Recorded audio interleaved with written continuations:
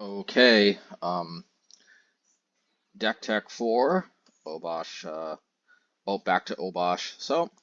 Um, yeah, I kind of like the idea of playing some versions of red mid range that don't have Ragavan, some that do, and I think that I kind of feel like if I'm going Obosh, maybe I really just want to go hard on kind of trying to outgrind as much as I can any other deck. I mean, there's two schools of thought. One school of thought is that if I'm not playing, if I'm playing Obosh, I can get away with playing a card like Ragavan, which is not as much guaranteed card advantage as say like Bonecrusher Giant, which can be guaranteed as long as you can zap something relevant with the stomp. But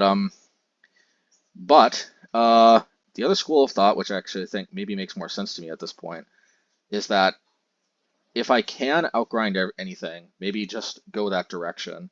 Now, the only way deck could become even more grindy is with Urza Saga, but Urza Saga is one of those situations where I think Ragavan uniquely synergizes so well with Urza Saga that I still think I have to play Ragavan, even though it doesn't play as 100% into the whole outgrind anything sort of strategy. I could revise my thoughts on this, but um, basically here's my thought. Okay, like I want to be able to outgrind almost anything, and one of the only decks that we sometimes struggle with outgrinding is Omnath control, like we saw with the last league when we had Ragavan with this deck.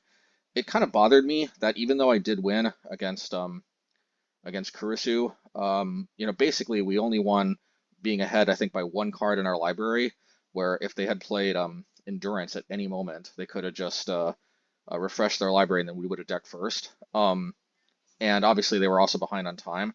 But the reality is I would like to win by a bigger margin where I feel like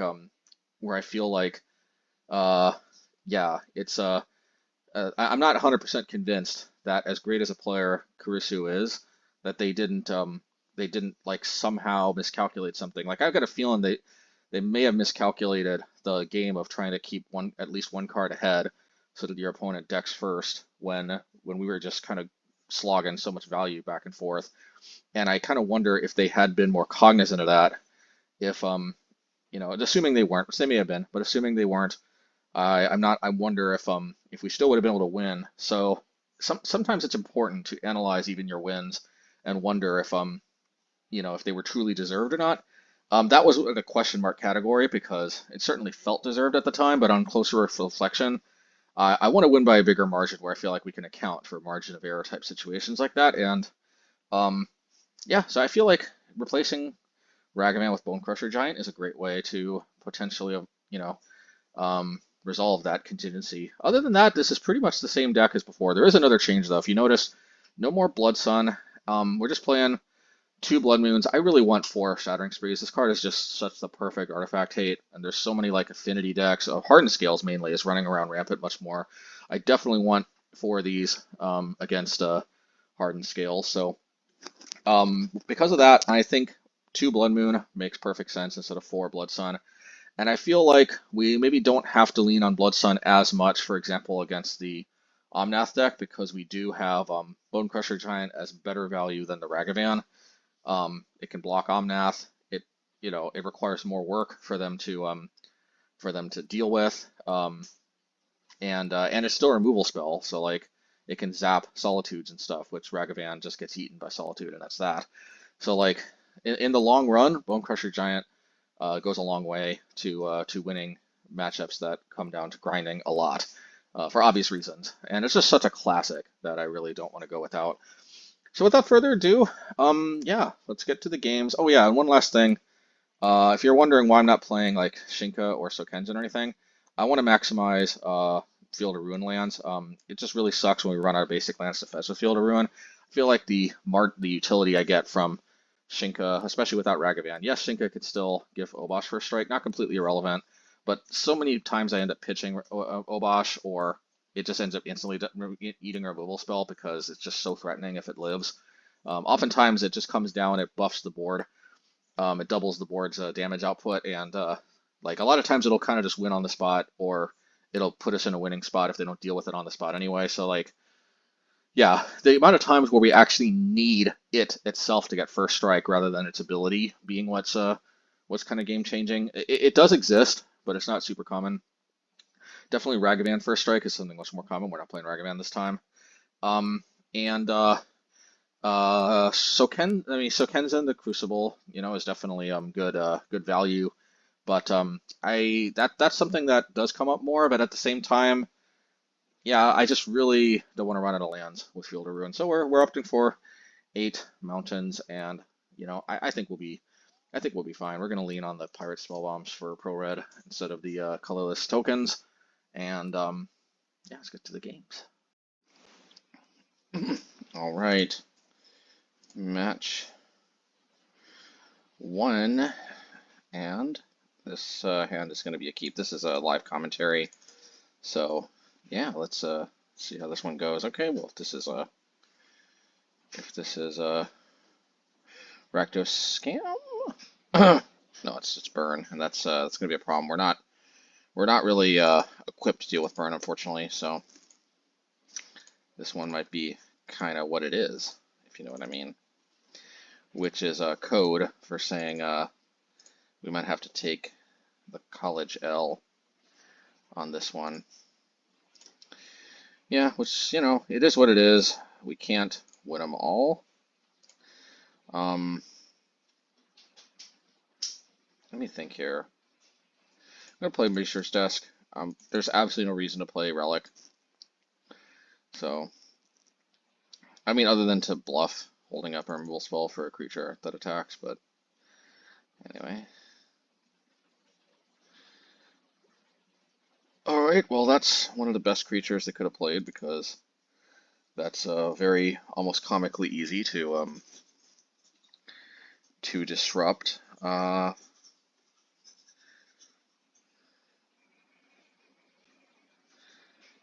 let's get rid of Flame Slash.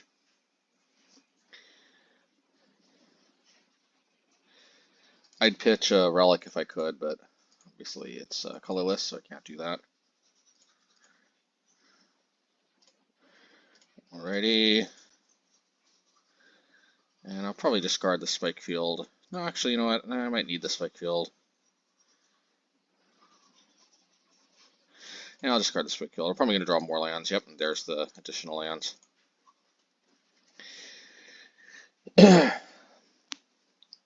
See if I can somehow erase this. This is the slowest hand in the world, but it's far from the fastest. It's got to be a good sign that they're digging a bit. Okay, that's good, but unfortunately I can't hold it up. I might honestly just play Bonecrusher.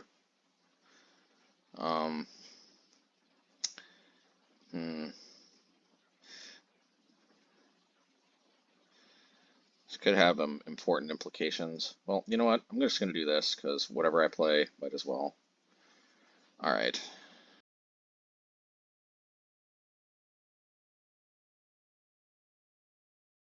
So this is what I ended up deciding on. I'm going to hold back one elemental token. This could be a mistake, but I think I'm going to end up with an odd number anyway of attacks. And this is assuming I even get to live, which is a big dubious mistake. But the reason why I'm playing Fable the Mirrorbreaker is that assuming I live, I can attack for 6, 7, 8, 9, 10, 13 if they tap Sunbaked. It could be enough, and 13 because I need the treasure token from this thing. Maybe I should have attacked with the elemental token, but yeah, maybe I should have, because I technically would have had lethal next turn, assuming they can't interact with my creatures. It's kind of a big assumption.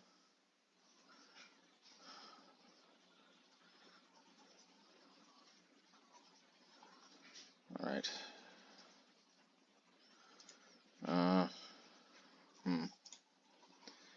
So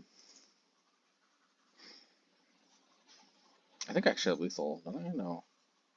This doesn't actually change the equation at all. So this is what I think I have to do. I think I have to discard a Bonecrusher and a mountain for the best chance. I think this is the worst of both worlds, unfortunately.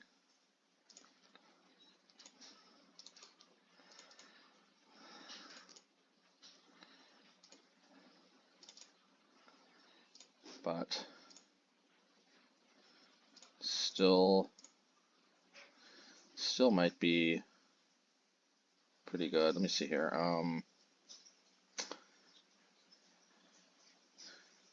I think I need to play Seasoned Pyromancer. I think I need to play this for Bugbear activation.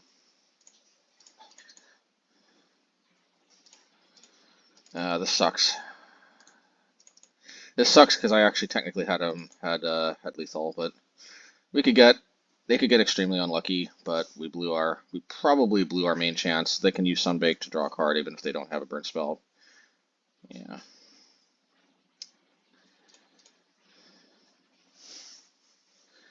Man, that sucks.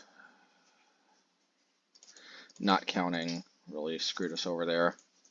In general, it's good to hold back at least one chump blocker, but the problem is, yeah, if they had Searing Blade, probably would have lost anyway.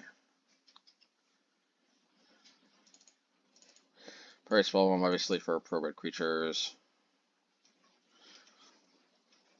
Yeah, 2 Blood Moon.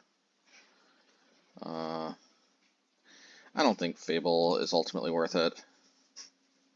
Probably should have played the Bonecrusher Giant too, now that I think about it. That probably was a fatal mistake there. No, because the Lightning Bolt needed to maximize damage.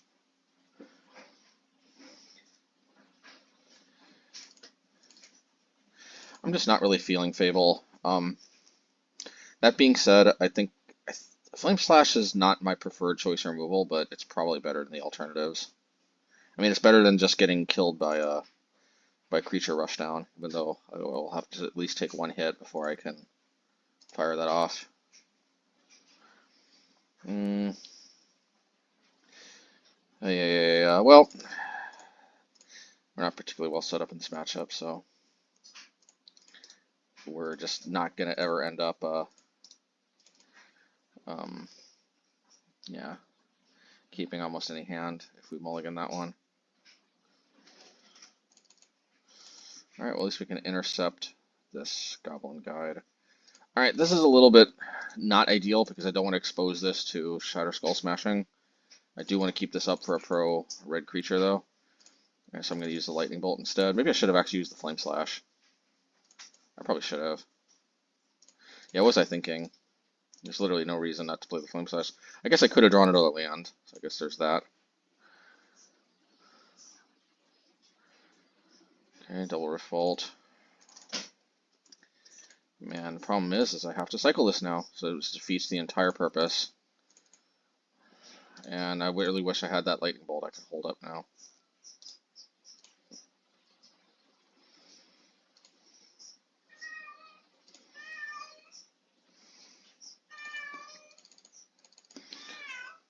How did the cat end up back in? I let the cat out.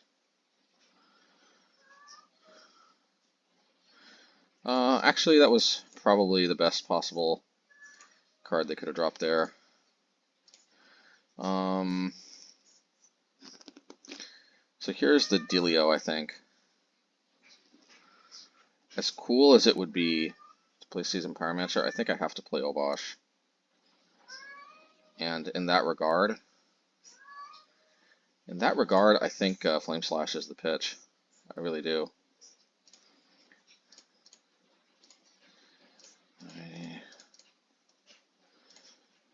I'm going to put Obosh to hand. I mean, that's the only way. It's the only way I think. I'm going to make something happen with Obosh. No. Oh, okay, thank you. Almost skipped my turn. That would have guaranteed I lost. I mean, I'm still not holding my breath, but at least I have a slightly better chance of pulling off an upset. Alright, I'm just going to send a Lightning Bolt into hand. So maybe, no, we'll see.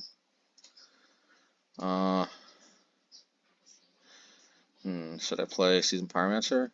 Or should I play Fury? Well, I definitely want to attack.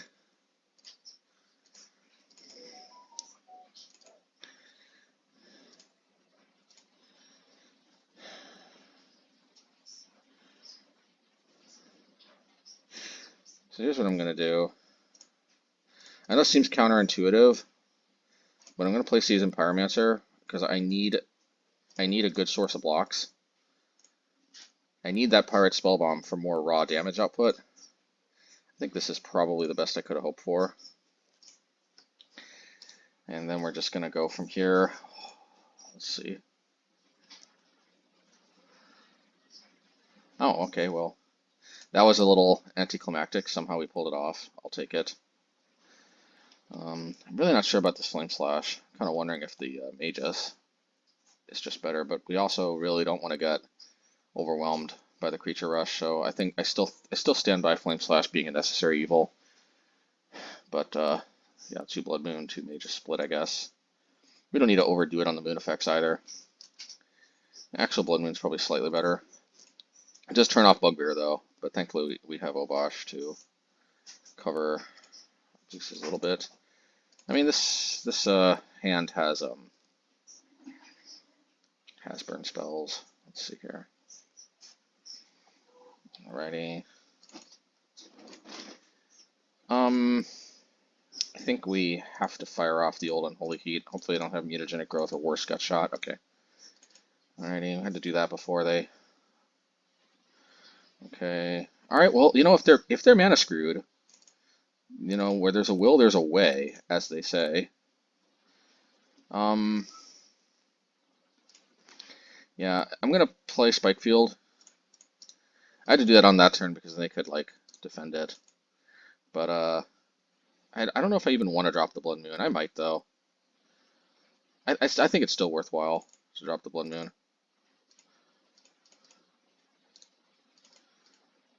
Yeah, I think it's worthwhile.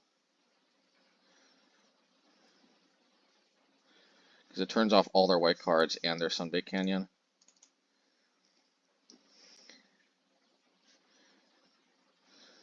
Hopefully they don't hit me with a Goblin Guide. Alright.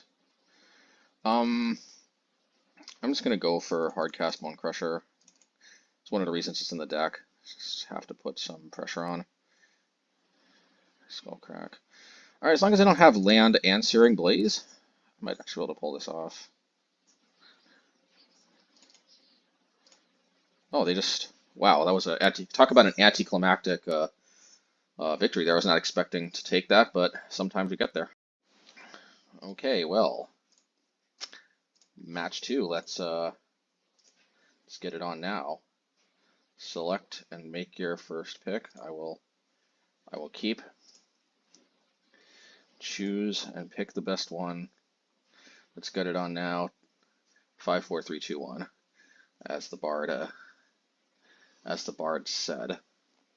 Let's. Alrighty. Alrighty. So this is a keep. Yeah. Alrighty.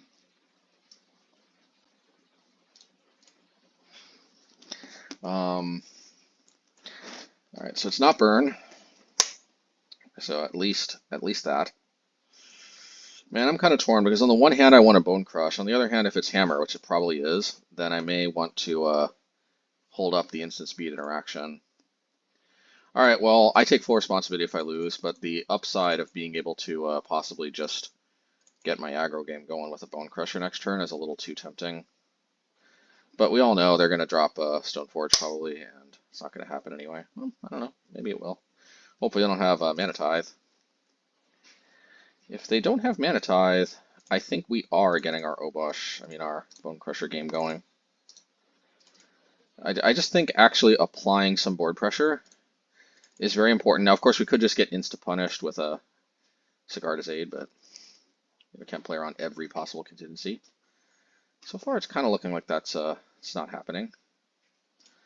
All right, so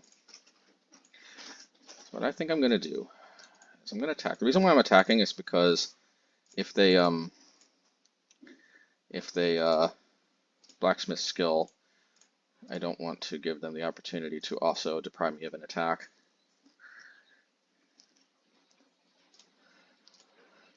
The question is, if they blacksmith skill, do I Unholy Heat in response? Hopefully I don't have to find out, because that would be really annoying. Okay. Alright, might as well do this. I'm almost assuredly going to crack at a turn if they don't present anything, just because card draw. But yeah, see what a big difference it makes that I'm actually establishing a clock here with the Bonecrusher. Whereas if I didn't deploy it, okay. Stoneforge Mystic, fair enough, as they say. Caldra. Okay, well I can shut it down with the because of the instant speed, so I think I will do this. All right. Once again, because of indestructibility, I think I'm going to attack first.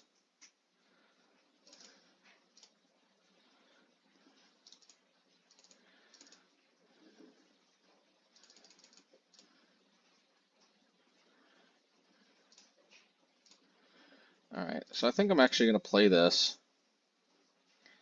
And I actually think I'm going to use this.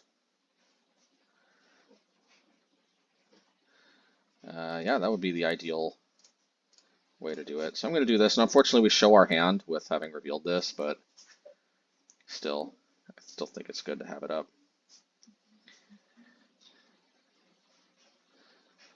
I guarantee you they have a blacksmith skill. All right. I'm going to try to use the blacksmith skill to save the creature from my stomp. Alrighty.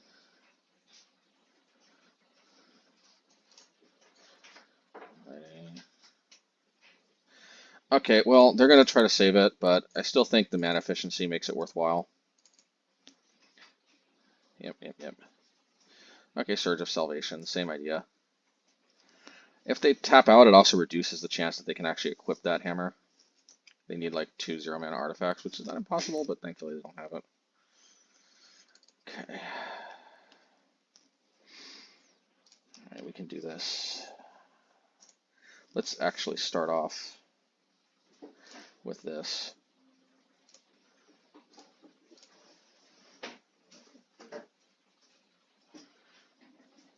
So I realize I kind of made a mistake here.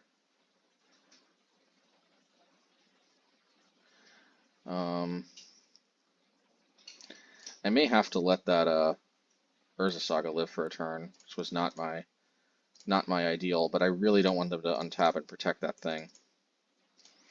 I think one construct token is not going to win them the game, but it could, and that is not where I want to be. But with Blast Zone in the mix too, I like my chances, but I also don't like giving them unnecessary outs. 3/3 construct token. Let's see. Sorcery, creature, artifact, and I'll have land because of the Field of Ruin. So I guess I will have Delirium, which is good. I've got Lightning Bolt too, I guess. I think I have to take Lightning Bolt, don't I? Yeah. And in fact, 1, 2, 3, 4. Let's see, 1, 2, 3, 4, 5, 6. I think that's actually lethal. Do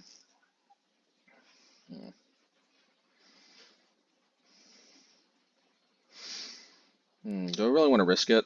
The danger is if they blacksmith skill, it could convert into a victory. So what I'm going to do actually is I'm going to do this, even though it might not seem like the most self-explanatory course of action.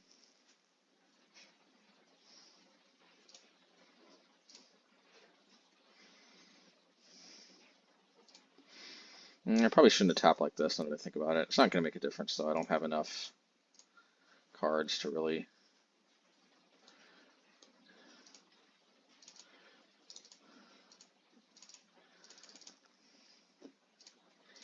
Yeah, I'll bring him down to 1. Maybe I should have... No, yeah, I think that's probably the way to go. And I have to imagine this is pretty much good to be GG. Okay. Yeah, I misplayed a little bit, but thankfully still didn't end up costing us the game. And thankfully, we have a very good sideboard for Hammer Time. Stealing game 1 is huge. Soldering Spree for sure. Plenty of artifacts. Magus because of Urza Saga. And of course, what's it called? Pirate Spellbomb for the Sanctifier and Vex. So here's how we approach this. Believe it or not, we cut the relics, pretty self-explanatory, no graveyards. We actually don't need to reach for Blood Moon. That's kind of overkill. It's mostly for creativity at this point. We don't need Seasoned Pyromancer against all odds, just because a lot of times we're holding burn spells in our hand. I mean, it's not like I like cutting it, but at the same time, it's clearly the most cuttable card. All right. Well, I also don't like cutting Flame Slash. I think this is the second most cuttable card. Oh, the third most cuttable card, just because Pirate Spellbomb deals with Pro Red and its instant speed. Unholy Heat potentially deals more damage, but most importantly, it's instant speed. Kills most of their creatures anyway. Almost those creatures done on 1 or 2 toughness. Of course, Lightning Bolt is Lightning Bolt. I could cut Bonecrusher Giant, but as we saw, actually having a threat can be pretty important. Not gonna lie though, the 2 mana is a problem, but the Pro Red though is certainly something worth considering. I am gonna go like this, but an argument could be made to keep Flame Slash for mana efficiency, but I think the instant speed, the damage prevention, especially for Sanctifier and Vec, if we want to set up a situation where we prevent the damage, and the ability to also be a creature and generate a clock, it's pretty big game, I think. So that's how I see it. La, la, la, la, la.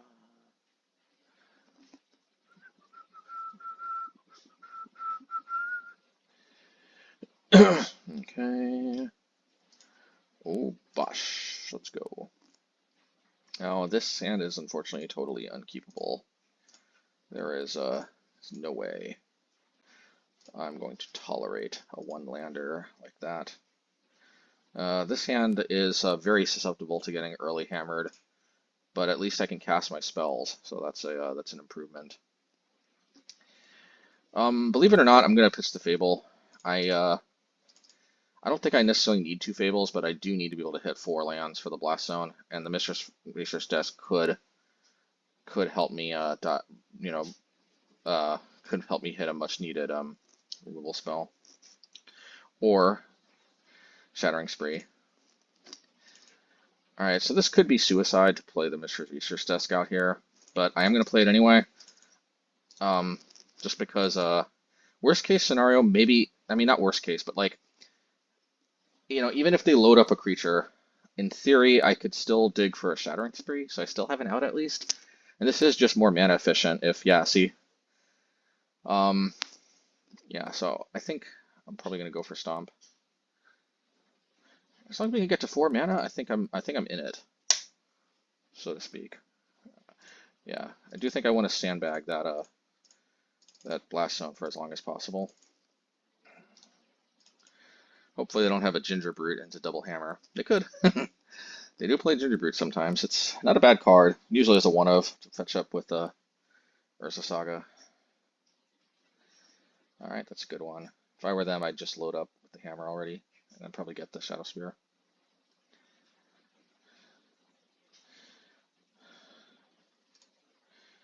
Alright, so here's what I'm thinking. I got 2 choices here. I can dig for a Shattering Spree, or I can play the Fable. The problem with the Fable is, well, let's see. If they, worst case scenario, they load this up again, this becomes 21, then they play a Shadow Spear, it becomes 22. Fable doesn't protect me and I die. I'm a little worried that they do have the Shadow Spear, because otherwise, why wouldn't they get Shadow Spear in this spot? So I know it seems like Fable would be more intuitive, because then I could also crack the Mishra's Desk from ideally the token before cracking the Blast Zone. I feel like if I can get to 4 mana, even if I need to be overprotective here, I feel like I like my chances. And I think unless I miscalculate, I think I barely, yeah, they definitely have Shadow Spear, But unless they have another hammer, let's see, because it's 21, 22. I think I survive at 1, and then maybe... Well, I need to draw Fury, actually, because I need to actually deal with the Stoneforge. So I like that I read them. What I don't like is the Stoneforge's 1 power is still going to kill me unless I rip Fury. This opens up other possibilities. But I still need to hit Fury. Well, if I hit Fury... Okay, I don't hit Fury. Yeah, because if I hit Fury, I could have replicated it, hit all 3 of these things. I guess all I need to do is hit the 2 Colossus Hammers, right? Do I still? No, I still don't have an out, though. Yeah, I don't have an out. Well, I correctly read their hand, so I get to pat myself on the back for that. But yeah, we called it. Remember, we said that that hand was liable to get early hammered, but I mean, I don't know. I guess I should have mulled the 5, but I did end up drawing a burn spell. I don't think I can just mulligan to like a hand of like 2 lands and like 5 burn spells and then hope to draw card advantage to pull me ahead. I think we just have to take the L sometimes. Sometimes they have it and we don't. Yeah, this hand is serviceable. It's a little more comes into play tappy than I like, but it's a serviceable hand enough for sure. Let's hope that they're on a Urza Saga heavy hand. Alrighty, and the reason why we start off is this: we don't like the Obosh jutting out and ruining our day, and we don't like in the little box because the little box has been kind of a juttering. I mean, has been kind of like going off screen, and I can't get it easy anymore. Well, this is nice. I think I'll hold up like this. I just want to be able to hit that Magus on turn 3. So we have a choice to make whether we want a Lightning Bolt or Spikefield. I'm probably gonna Spikefield, probably. And we'll probably take the 1. This could end up being lethal with a deck like Hammer Time, like we saw. The difference between 1 and not can easily come up, but okay. Sanctifier in the back. All right, that's fine.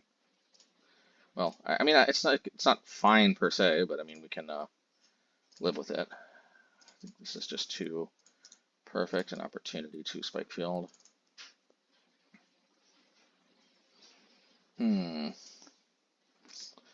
Well, I don't like using Blast Zone for this purpose, but I think I'm going to juice the Blast Zone up to 2. It just seems like the responsible thing to do.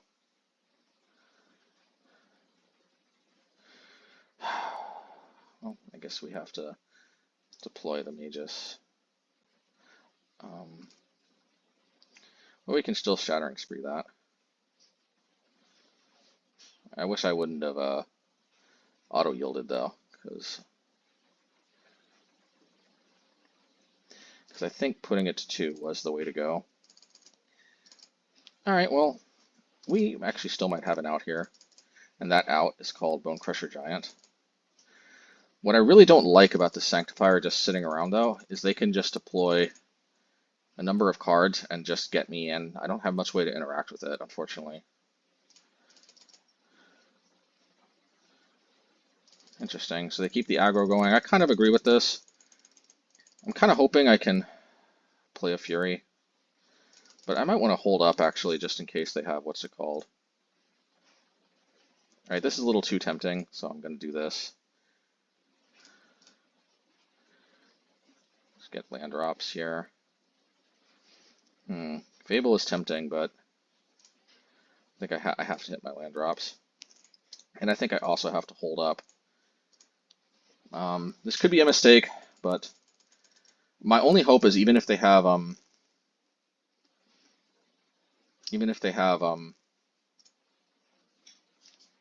what's it called? Yeah, I don't know. Maybe I should have just played out the Bonecrusher, but this Ornithopter is the perfect stomp victim. So there is that. Alrighty.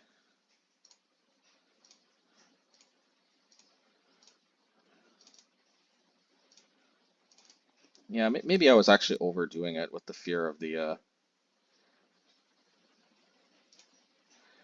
what do you call it? All right, I wasn't planning on this, but I have to take this as a possibility because at least this helps to prevent at least one contingency, which is the pure steel paladin. Unfortunately, this doesn't protect me against Sigarda's aid, but it does help protect me against pure steel paladin. There it is. Man. All right, I think I'm gonna play Fury. It just seems like the more responsible way to go. Their hand is a little garbage. Not their deck, their hand. So I'm liking my chances.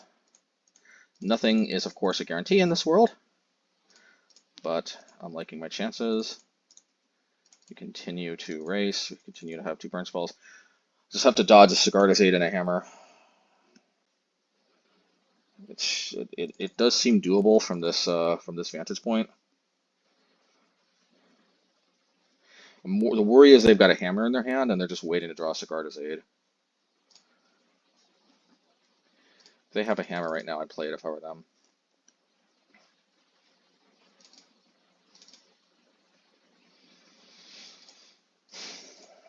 Yeah, let's just do that. I guess I should have waited to see if I draw another Fury or something. Yeah, this ends up making me seem like a genius. Alrighty. No reason to attack yet. They just block the Magus. Well, I guess they could. I guess letting the Fury in is. Yeah, but I'd rather. Okay, that's a little odd that they just played that out.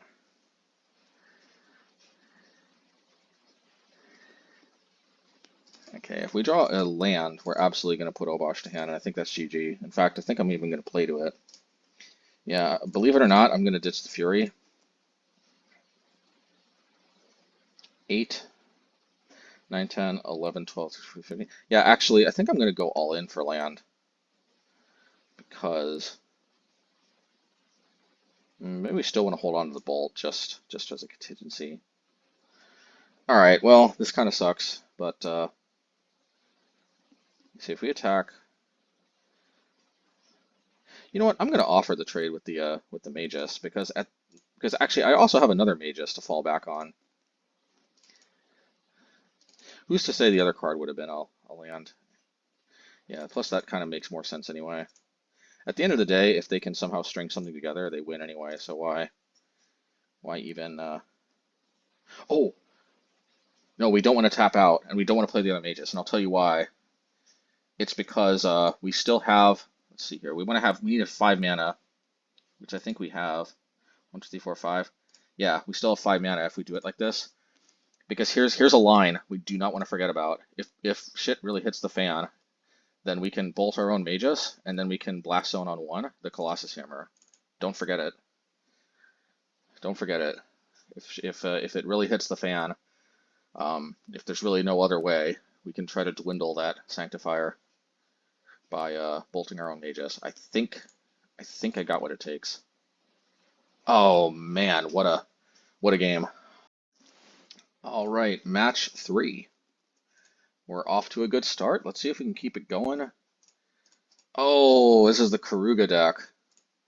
Well, we are trying to maximize value, but Keruga is just kind of too nuts. So we're gonna just keep trying to slog it out, and maybe we win on time. But not gonna lie here, guys. Not gonna lie here, folks. I think we're gonna take our first L of this league. I know it's not good to have a defeatist attitude here, but this is kind of the second coming of Urion. Like if they build their deck in a certain way, maybe, but honestly, this card is kind of even more nuts than Urion because like they not only draw cards from blinking things like you know, like their whatever, like their Omnath or their what is the card they used to play, the Abundant Growth or something. Like, you know, those cantrippy type cards they play, like they don't only, or like Nissa, Oath of Nissa, they don't only gain value from that, they gain value from like their leyline bindings and all that nonsense too. That's a little extreme, man. Plus they're going to tap down my land with Fire Ice, which is annoying. They never used to do that, right? They never used to do that, man. Alright, well, I guess we get to do this. Oh, they can't Prismatic Ending this because they literally can't play Prismatic Ending. They could Leyline Binding it, so, but that's a risk I'm willing to take. Many Mishra's research desks may be lost, but that is a sacrifice I am willing to make.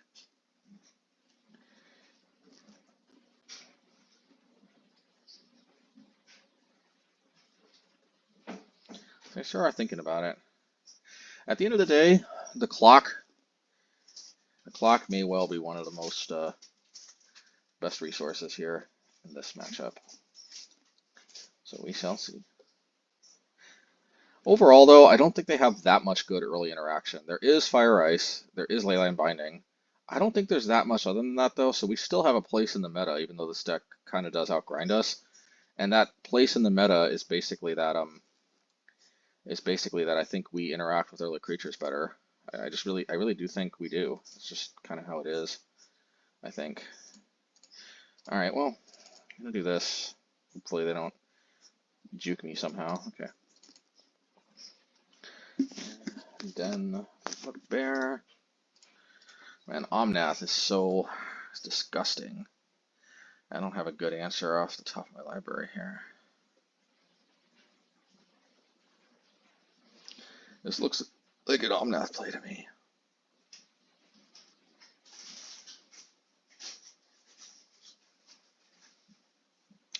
This is one reason why I had Bloodsun in for a while. It's just Bloodsun really puts the damper on Omnath, because a lot of Omnath's strengths comes from the fetch lands.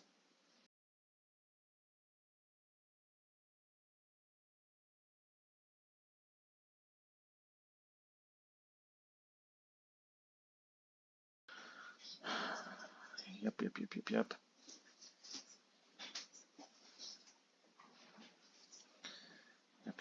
Yep. We could play Blood Moon, but I'm not exactly feeling it. It's probably better than nothing, but Blood Sun is better because they can't draw a we at least draw a card when they inevitably deal with it.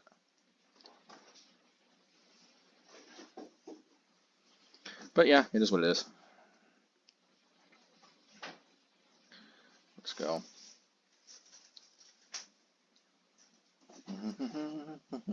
Yeah, the problem is we already are pretty close to 50-50 against regular Omnath control, but when it's Keruga Omnath control, the Keruga really is kind of the mirror breaker.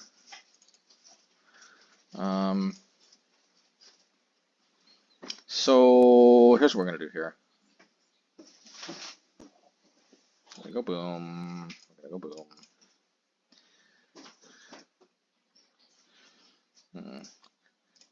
I guess we'll try to go boom.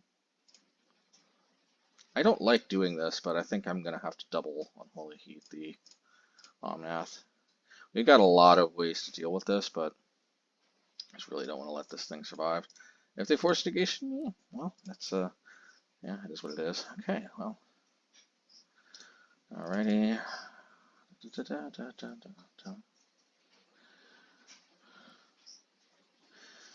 is our Omnath. Yeah, I need like Flame Slash or Fury. Alright, let's see what we can do here.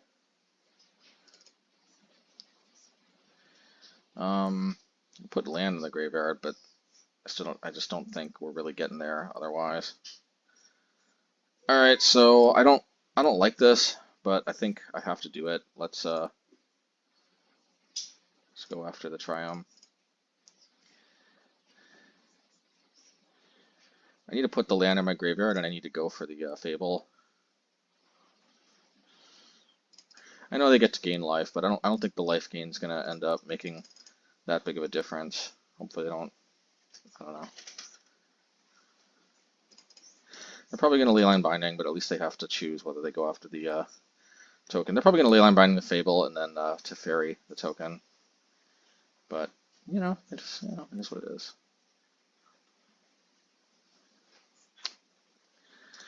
It is what it is. Maybe I should have Mishra's research desk, but I just felt like I really wanted to get that Fable out there. I obviously will have to tank the Omnath. Okay, Fire Ice, cool. Oh, it's raining. Alright, that's cool.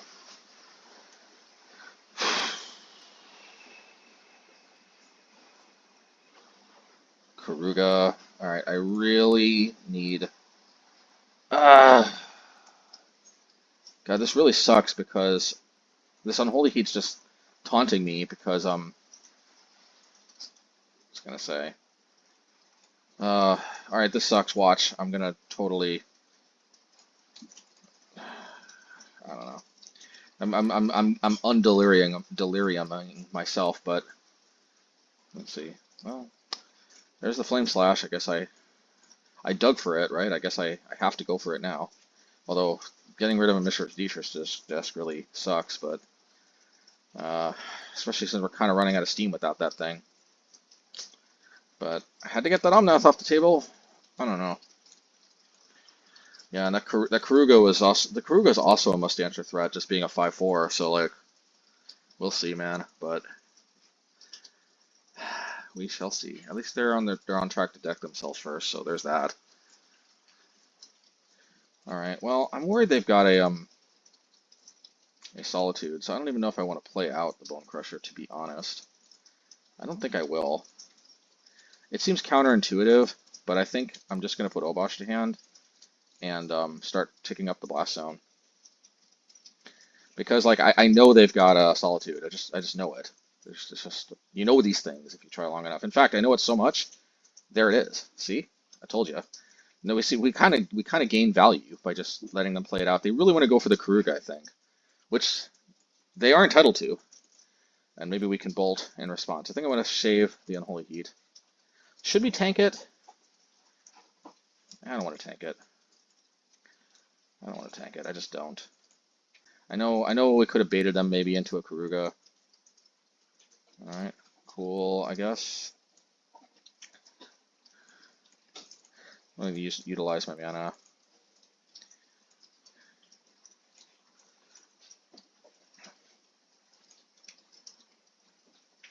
Alright, so I am going to Lightning Bolt this. We don't necessarily get a lot of use out of Lightning Bolt. And here's the thing. I mean, they could have Fire and Ice. They could. But at least they don't get maximum value out of a Solitude. They would have to pitch it. But they could Fire Ice me. That's true too, but... Or Dead Gone. Alright, well, I mean, fine. Like, they only have so many of those, I guess. We'll see. Yeah, that sucked a little bit. Maybe I should have played Obosh. But I wanted to... That was my logic.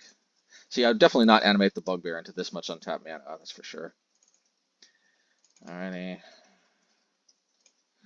And I'm also probably just not going to play Obosh or anything. I'm probably just going to continue to juice the Blast Zone. See, they're going for it again. I wonder why they're going so aggro with the Solitudes. I wonder if I should try to block with the Bugbear. I wonder... Nah.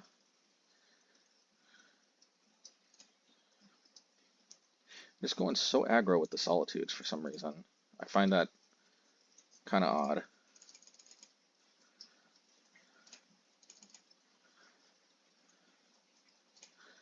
I mean, it's, you know.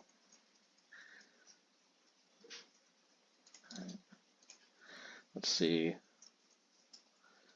what it got for me. I'm going to finally deploy the Keruga. Okay, that works too. Alrighty.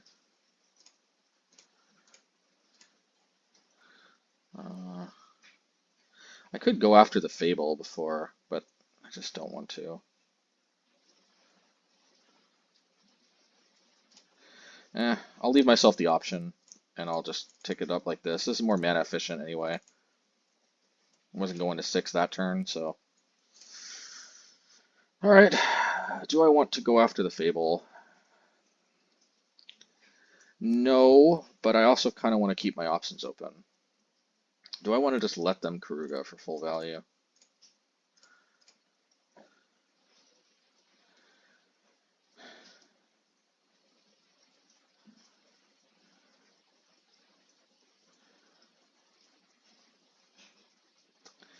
Man, this could be a mistake, but I really want to limit their value train. I really do. I mean, that's kind of the name of the game. So we're really trying to outvalue them. And one way is to eke more value out of our lands. It's one of the only ways that we could possibly do that. Because like, yeah, they have so many lands that they're just dying to pitch them, I'm sure. All right, I want to keep encouraging them to be aggro with their solitudes if they have them. Okay, well, maybe not. All right, I do still want to go after their leyline binding though, if I can.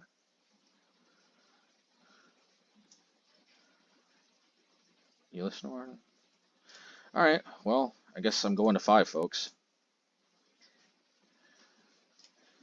Let's see, 1, 2, 4. Unfortunately, I can't go to 5 this turn, but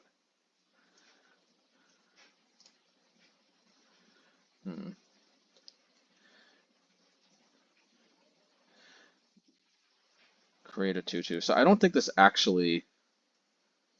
I don't think that this counts as like coming into play and creating it. It comes into play and generates a saga chapter, and then the chapter produces the goblin token. So if you're wondering why this still worked under the Elisnorn, that's the reason why. So yeah, please no Boseiju, please no Boseiju, please no Boseiju, please no Boseiju, please no Boseiju. I don't like Boseiju, Boseiju, Boseiju, Boseiju. If they Keruga, at least I can hopefully hit both the Keruga and the Elisnorn with the Blast Zone. There is that.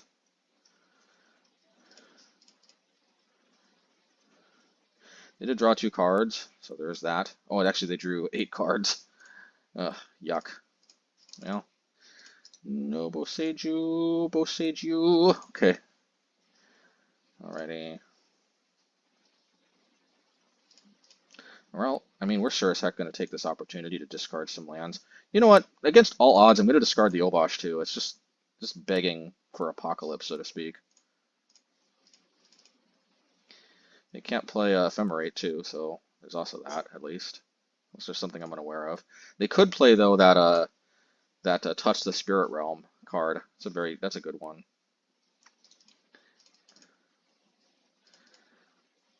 Since I'm already kind of priced in with the Goblin token, I might as well just play the Bonecrusher, I guess. Of course, it can be that kind of thinking, like I just might as well. It could get us into trouble. We'll see. I'm trying to fight the good fight. They could be kind of running low on Solitudes. They've only got 2 left.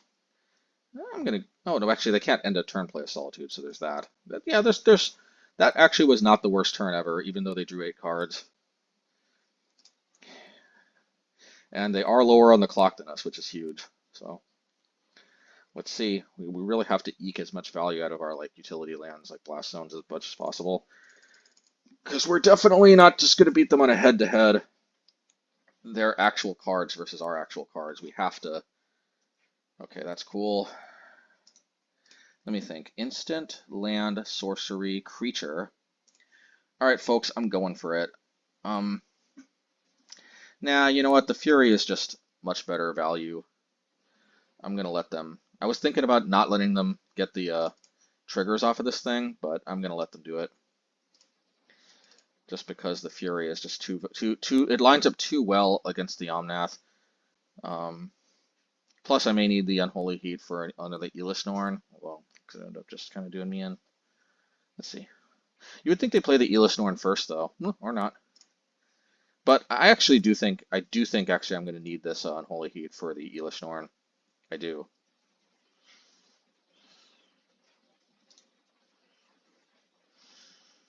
Okay, Fury. What?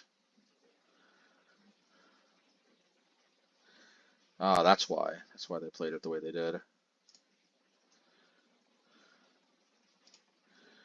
Okay, so.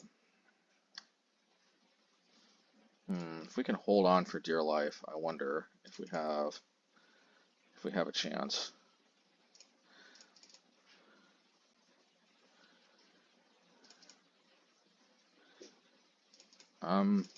I mean, I'm playing towards it. Okay, let's see here.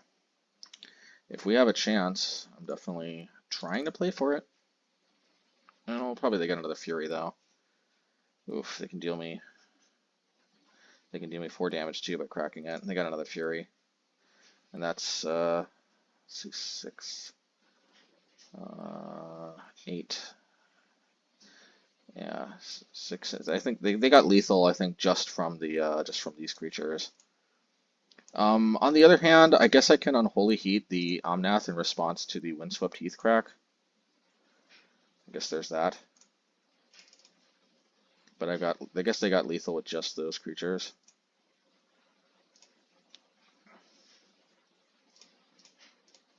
Let's see if they crack in response. I guess I live another day.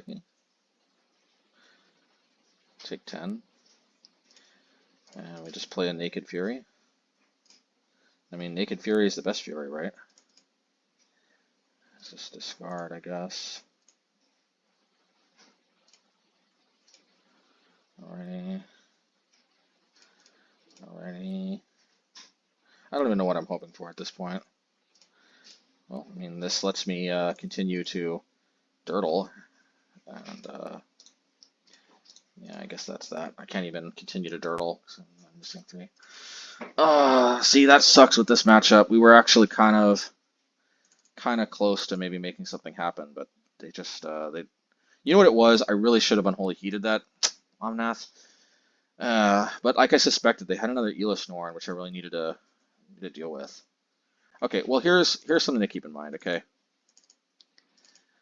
Pirate Spell Bomb instead of Relic. It might not seem like a big deal, but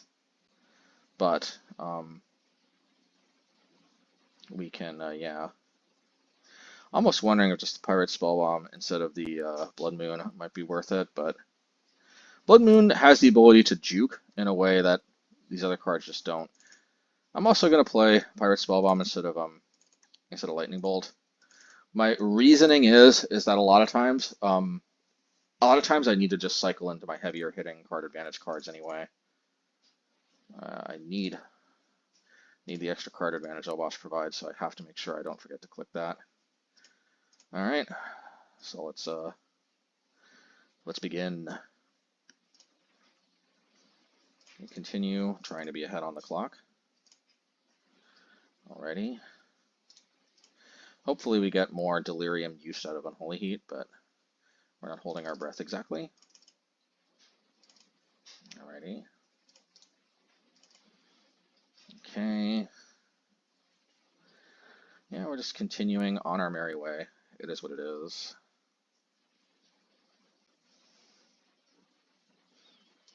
Alrighty.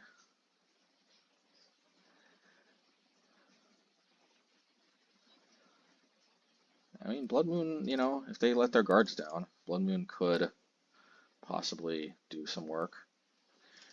Fire Ice is one annoying thing that I feels like this deck should not have access to this kind of disruption. But it is what it is. They kind of do. So what can I say? And I probably should have played out of land because I've just got this vibe. They're gonna jam the what's that card called? The oh, okay. Well, that also would have been a perfect stomp target. So, all right. I don't like using the Unholy Heat, but I also don't think I'm necessarily getting Delirium anytime soon either. So, yeah, that would have just been such a better use of my mana if I could have stomped. But it is what it is.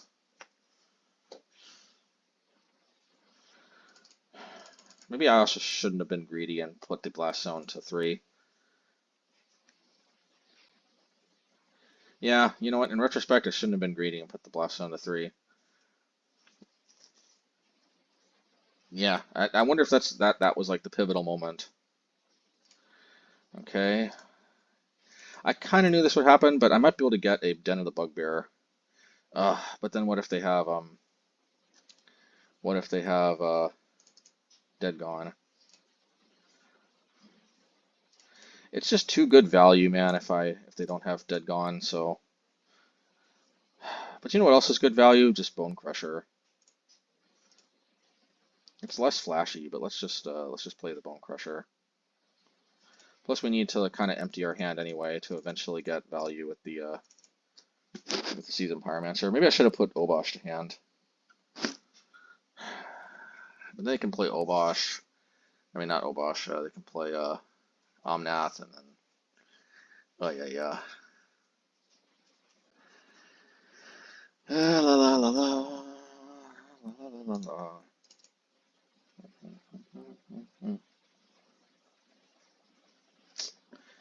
Yeah, I needed that stomp actually for the reflection. I probably should have attacked with the Bugbear. They also could have just played They could have also just played Solitude. There's the Omnath. They could, you know, just once not have it. But oh yeah. Oh yeah. Here it comes.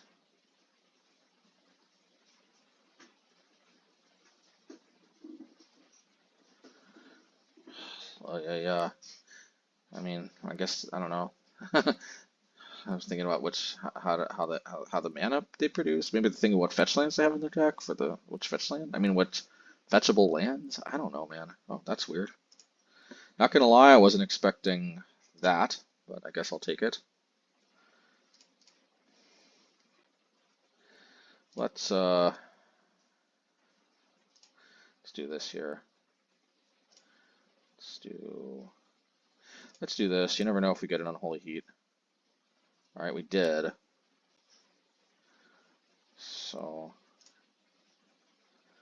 I think here's the plan. Okay, go after this because that will enable Delirium. I think land artifact instant. No, it doesn't. So that was kind of a giant mistake. Or is it? Instant land artifact. I don't know why I thought that enabled Delirium, but it doesn't.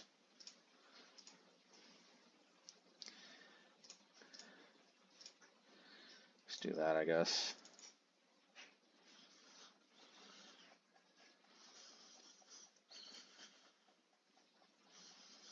Yeah, I don't know why. I don't know why I thought that enabled Delirium. Hopefully they missed another land drop. We can only hope to be so lucky. We did, you know, thin their deck from one basic at least a little bit. You know, I don't know if it's good enough or not. Can only hope, right? Attack. Oh, okay, that's cool. That is cool. Let's sandbag that we got the Seasoned Pyromancer. Unless they still have the fetch land, they were just attacking first, which they could be. It's their prerogative.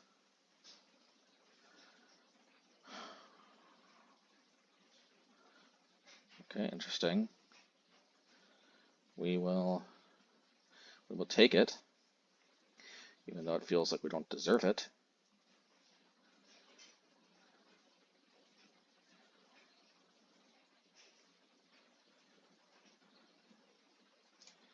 Interesting. We're going to just use Leyline Binding on their turn.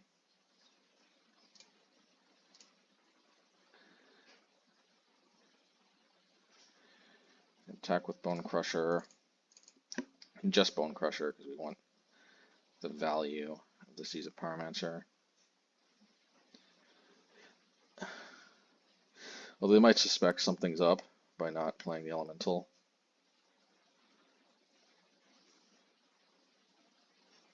That's why they... Well, they could have responded to me trying to flash back the Mishra Feature's desk, so whatever. And they are making it less likely for them to interact with our Seasoned Pyromancer or to deck us. So there's also that.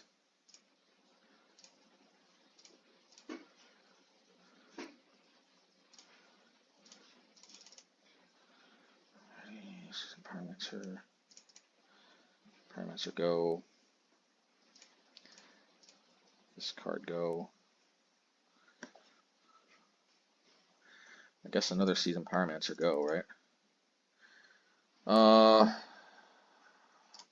I'm going to do this here because I get a better chump blocker, although an argument could be made if I draw Flame Slash.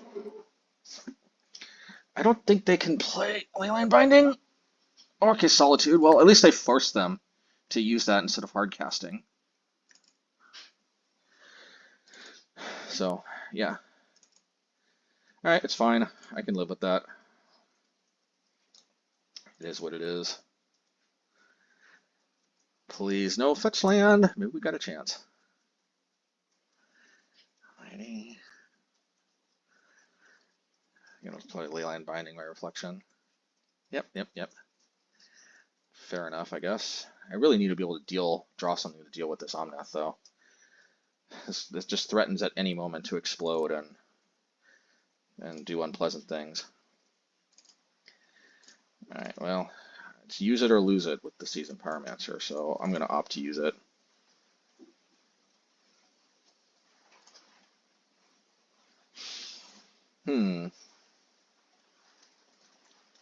I am going to do this here. Just because, yeah.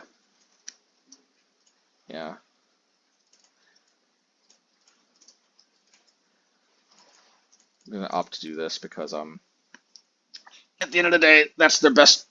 I feel like we might be able to steal this game, and if we can steal this game, we might be able to steal the best 2 out of 3 because of time and constraints issues mainly on their side.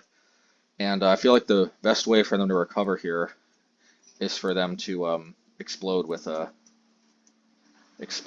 fetch land with the Omnath. Okay, so I'm not going to crack this because I'm almost certainly going to want to. All right, you know what? Okay. I think they still have to respect the Blood Moon. I really do.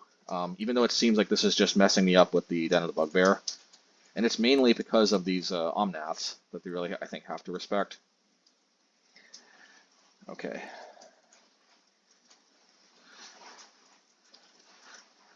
I'm going to wait on cracking the Mishra's Research Desk, even though it seems like I should because of the what do you call it? I'm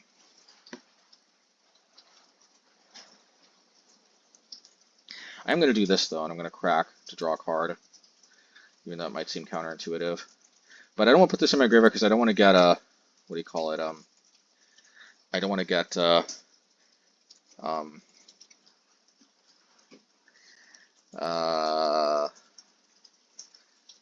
forget what it's called.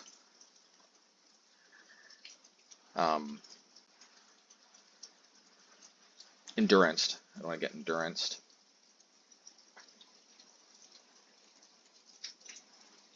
Okay. I mean, so far, so good. I think I'm curving out fairly beautifully. Nothing is perfect in this world, but we are still curving out. I think they should consider conceding and just trying to go for the win right away while they can. I don't even know if I want or need the Lightning Bolt, to be honest. Yeah, it's probably better than just another land. I'm getting to the point where the lands are truly superfluous. I'm a little bit worried about a Force of Vigor. Okay, what didn't materialize.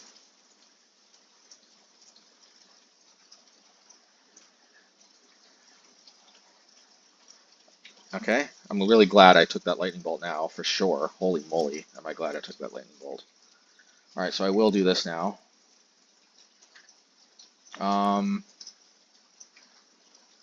Fury is kind of cool, but I think I'm actually just going to take the Spikefield. Maybe I shouldn't have. Maybe that was being way too greedy, but there's another Fury. Alright, so let's go bam. Let's go bam. Let's go bam.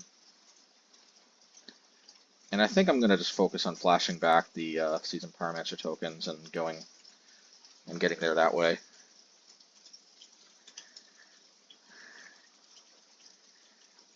Yeah. Needless Norn can definitely steal games, though. That's a scary card here. There's another one, of course. Why wouldn't there be? Alrighty. Good thing I didn't take that Fury.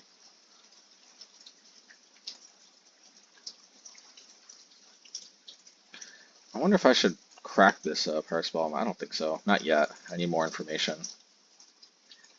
Okay, well that's interesting. Okay. Let's go. Okay, I definitely like the concept of Bonecrusher Giant.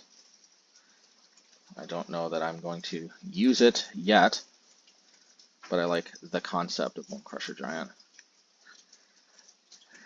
Maybe being able to take down Elish.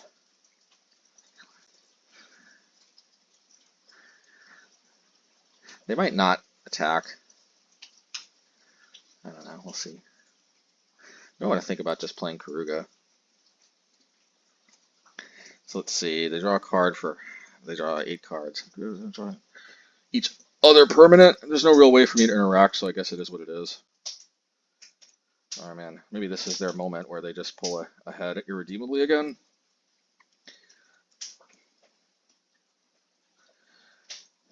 Let's see here.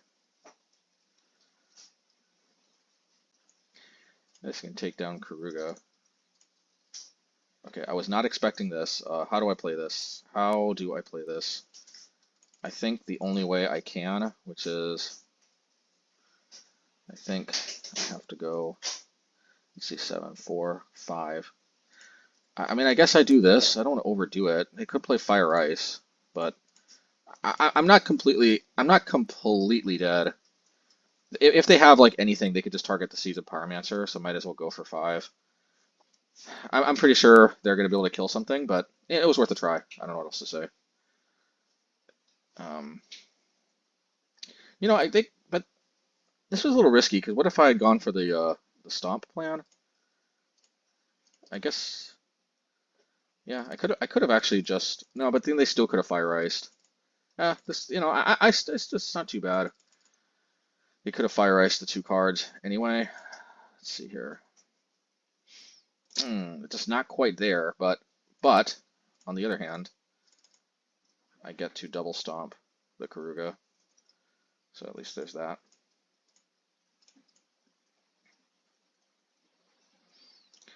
I'm just gonna flash back the tokens. At this point, I'm shamelessly just trying to win on the clock. I really am.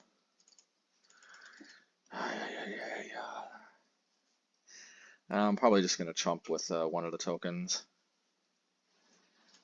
Alrighty.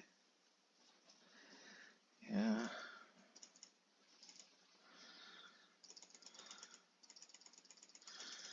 Alrighty. Okay, let's go. Unholy Heat would be kind of nice. You ask and you shall receive, right? I don't see any reason to do this at sorcery. I mean, at let's see, instant artifact, instant sorcery artifact land, instant sorcery artifact land creature. So I actually have delirium in multiple ways, which is always good.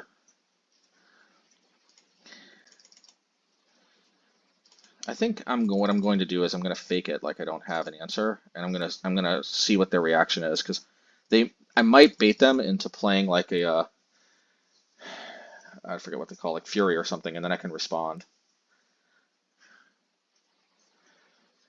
All right, for sure I got to destroy this thing in response, because this is completely unacceptable. Okay, thank goodness. Let's just not cycle this thing by accident. There we go.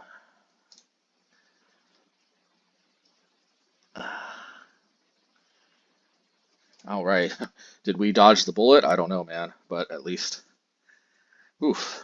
At least that Elish Norn is down. At least we don't get double Fury triggers. At least they tapped all their color mana for some reason. So maybe we got a shot here. Fable. All right, that's fine. Let's kind of double Fury. We're pretty close to double Furying. Do I even care that much about them hitting me with a Goblin Shaman token? I don't know. I guess we can double Fury. But what if they have Omnath?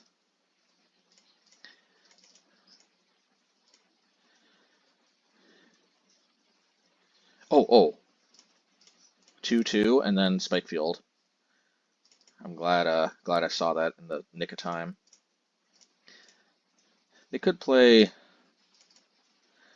While they might have played Force Negation, I kind of feel like this is the type of deck that's more likely to play Subtlety. It is kind of a Elementals deck at the core anyway.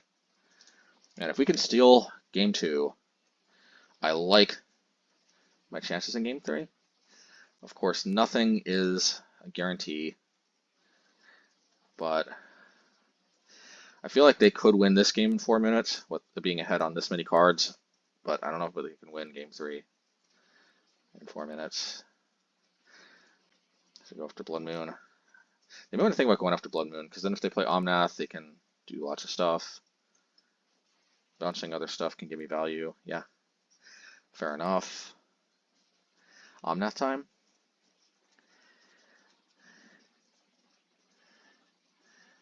Did I deal with 2 Elish Norns? I did. Hopefully that's all the Elish Norns in their deck. Okay, there's the Omnath, which we always knew was gonna come sooner or later.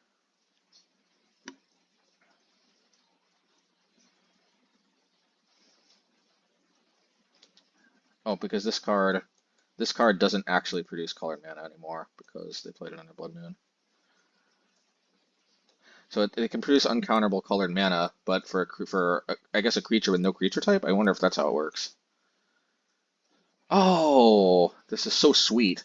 They don't get to get full value out of their Omnath because this Cavern of Souls came under Blood Moon. So yeah.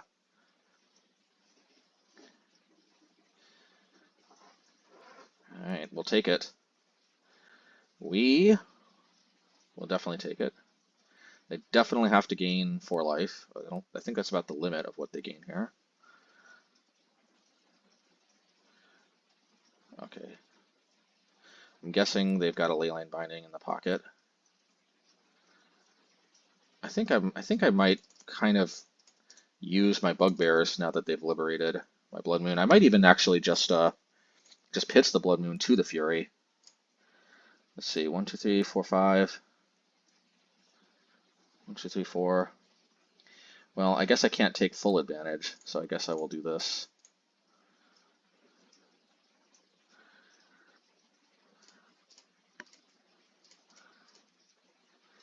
And we still have mana left over to deploy Blood Moon. Let's see. Okay, what is this here? Tap? Tappity tap.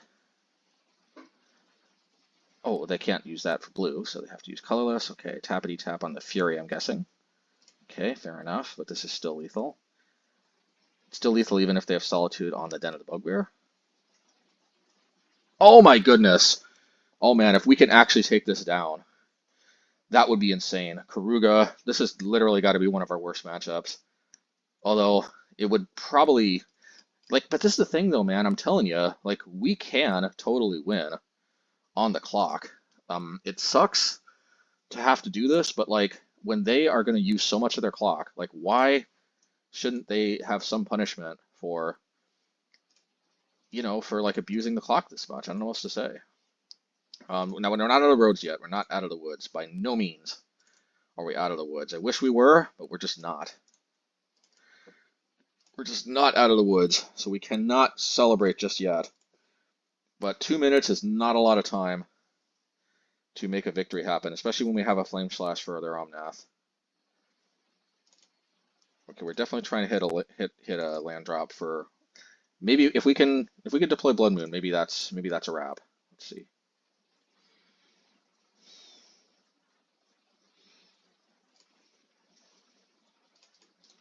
Let's see here. Okay, if we can deploy Blood Moon, maybe that's a wrap.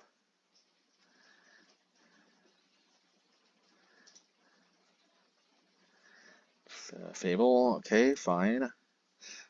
That unfortunately I have to respect, is what it is. I guess as between these two, Unholy Heat just makes more sense.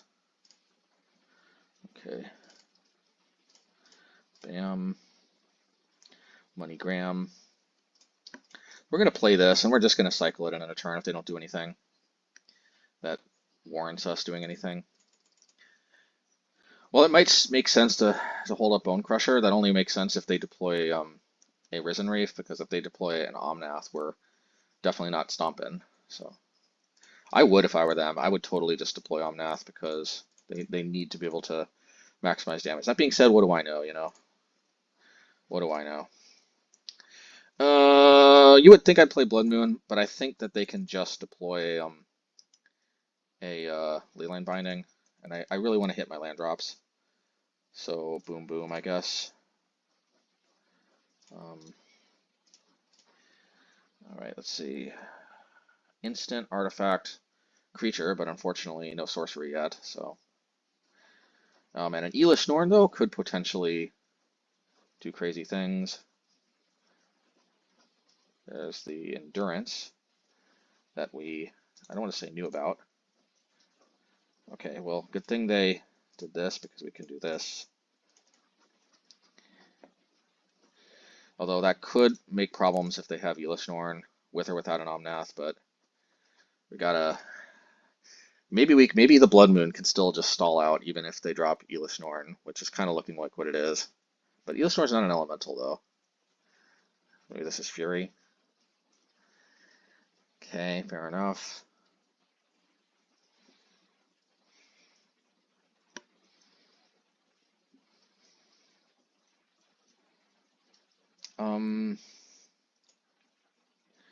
What's the play here? Okay, I'll tell you what the play is. The play is, and if they play another Fury, we could take a big smacking. So I think what we're going to do is we're just going to play Blood Moon. And I think we're actually going to wait till their turn because they can only copy one Fury, I think, if they have two. So, and we'll kill the Fury in combat.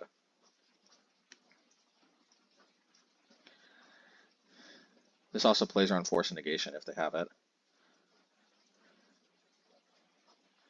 Let's just hit this. I don't think they can win in time. They always have their 2 of Elish Norn though, which sucks, but I don't think they can win in time.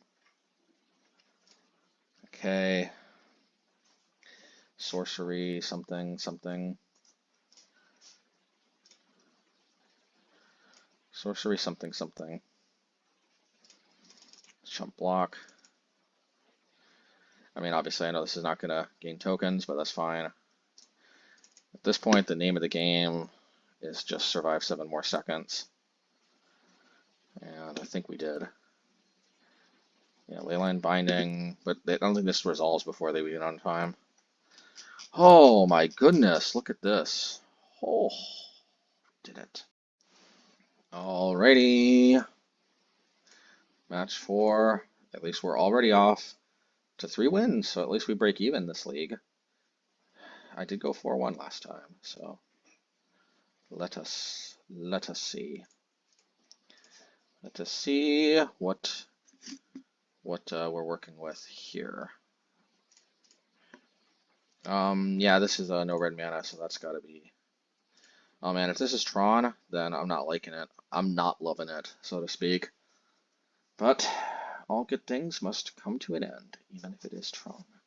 We will keep, and we're going to assume this is Tron, and if it is, the Flame Slash is completely useless. On the other hand, if this is a Death Shadow or Saga Giganta type variant, then we might need the Flame Slash pretty badly. I'm actually going to get rid of the Fable. We can always ditch the Flame Slash to Seasoned Pyromancer if it turns out to be Tron and we don't need the Flame Slash. At least I think we should be able to. And at least we can get off the field a rune. Okay, so it's not Tron, so significantly like our chances better. And yeah, I'm just going to play out like this because I'm probably going to want to pitch the Spikefield Hazard to the Seasoned Pyromancer if I can resolve it. They can't have actual factual counterspell because it's Giganta. They could play main deck, change the equation, I guess, but that'd be an interesting card to play. I mean, we're still gonna bite and play the Seasoned Pyromancer into whatever it is they're holding up. Whatever it is, it's not actual factual counterspell. Okay. They could have what's it called? Ledger Shredder, so we're gonna keep up Flame Slash. I held on this as a slight hedge if I got mana screwed. Turns out I didn't, but that's fine. There's only one damage difference between a Spikefield Hazard and a Unholy Heat, that without Delirium anyway.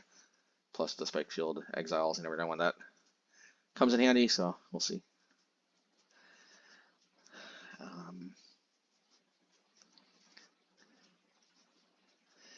Alrighty. What you got for me? Dragon Rage Channeler. I think I can safely Spikefield Hazard that, I think.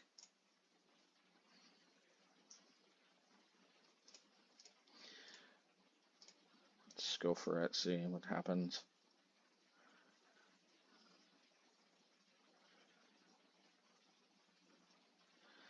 I mean, in theory, they could play Consider in response, mill like a sorcery. Yeah, that's okay. I figured as such. We really don't want to get Raggedashed, so maybe this is overly conservative, but there it is.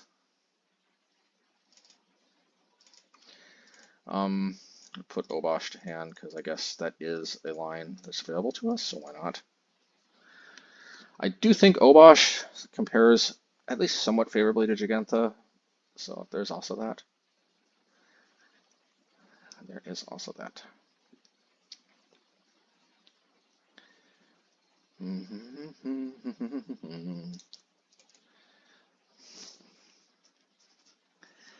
Alrighty.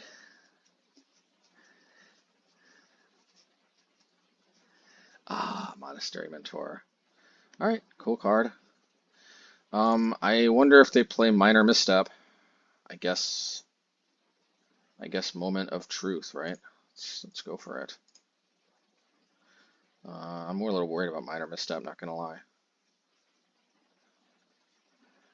Spell Pierce. I'm a little less worried about that, but at least they do get a prowess creature token out of it, so.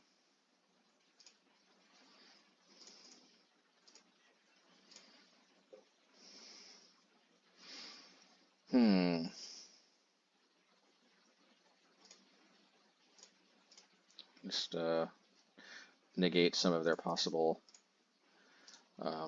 breach shenanigans, so there's also that. I'm kind of seriously wondering if I even want to play around Ragavan anymore. I don't know what this deck is, but whatever it is, I'll hedge slightly. But it's so easy for them to just bolt it and go on with Ragavan, but I don't know, we'll see. We'll see. I need to race at least a little bit. Respecting the race.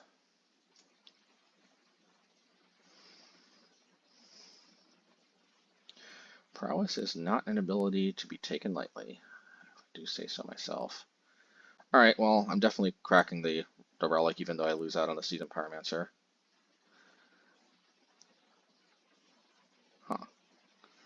I find that interesting, because they can't cast whatever they draw. And why did they play the land first? Isn't this person? I don't know. I don't get it. I guess they're hoping for a Mishra's Bauble. They did get it. They did get their Mishra's Bauble. So they did, you know, what can I say? I mean, hats off to you. You got your Mishra's Bauble.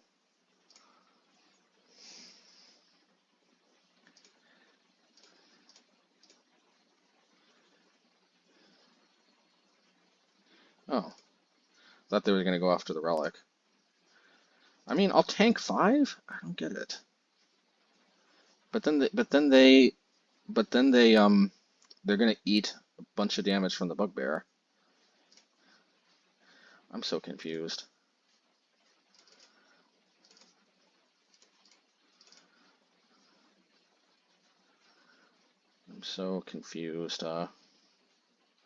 Do they have like a bunch of bolts or something? They might. But at the same time, I just don't think I can pass up. Maybe I could have and should have passed up this this opportunity, but I am going to leave one back to respect some kind of shenanigans they might be able to pull off, including a Dash Ragavan. But spending on a 3 just seems good. I could be wrong, but it does seem good. We still have Relic up. Let's go. Let's see what they. Okay. There's the Ledger Shredder that we were worried about the whole time. All right, cool. Story, I guess. All right, there's the Ragavan we were worried about this whole time.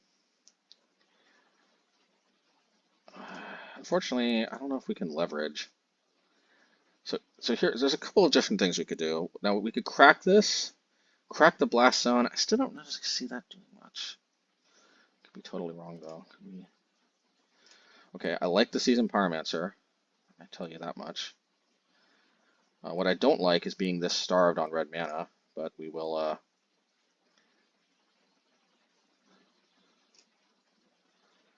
Yeah.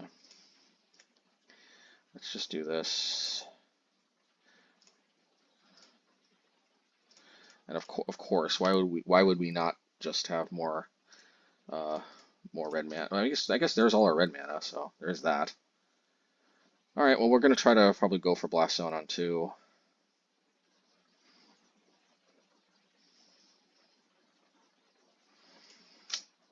Yeah, it kind of sucks that they stabilized, but if we deal with the Ledger Shredder, did they stabilize for that long? That is the question. I might also just sack the Relic. I don't know if I want to do that yet, though. It's a little iffy to me.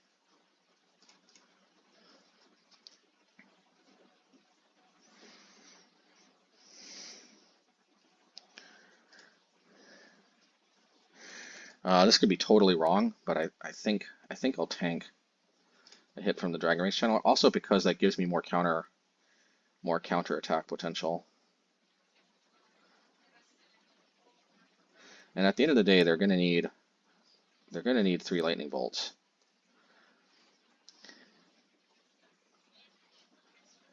Okay, fair enough.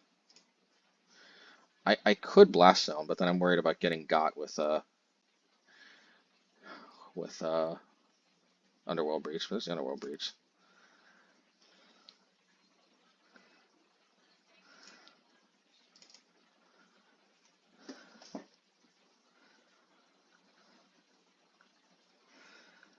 They've definitely got something up their sleeve.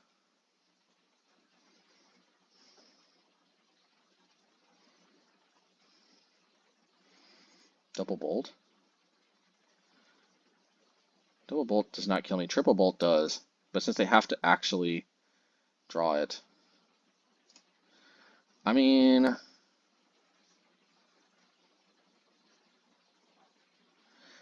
they need a burn spell for both Seasoned Pyromancer and they need to either have draw a bolt, they need to either have 2 bolts in their hand, rip a bolt off the top to kill me this way, or have at least 2 removal spells to hit both the Seasoned Pyromancer and the Den of the Bugbear if I block exactly like this, because I have lethal plus the attack. I will go for it. I admit nothing is perfect in life, and this could subject me to nasty. Okay, well that is easy enough to at least deal with the Bugbear, although they now they maybe only need 1 removal spell, but this is still like the most obvious Blast Zone in the entire world.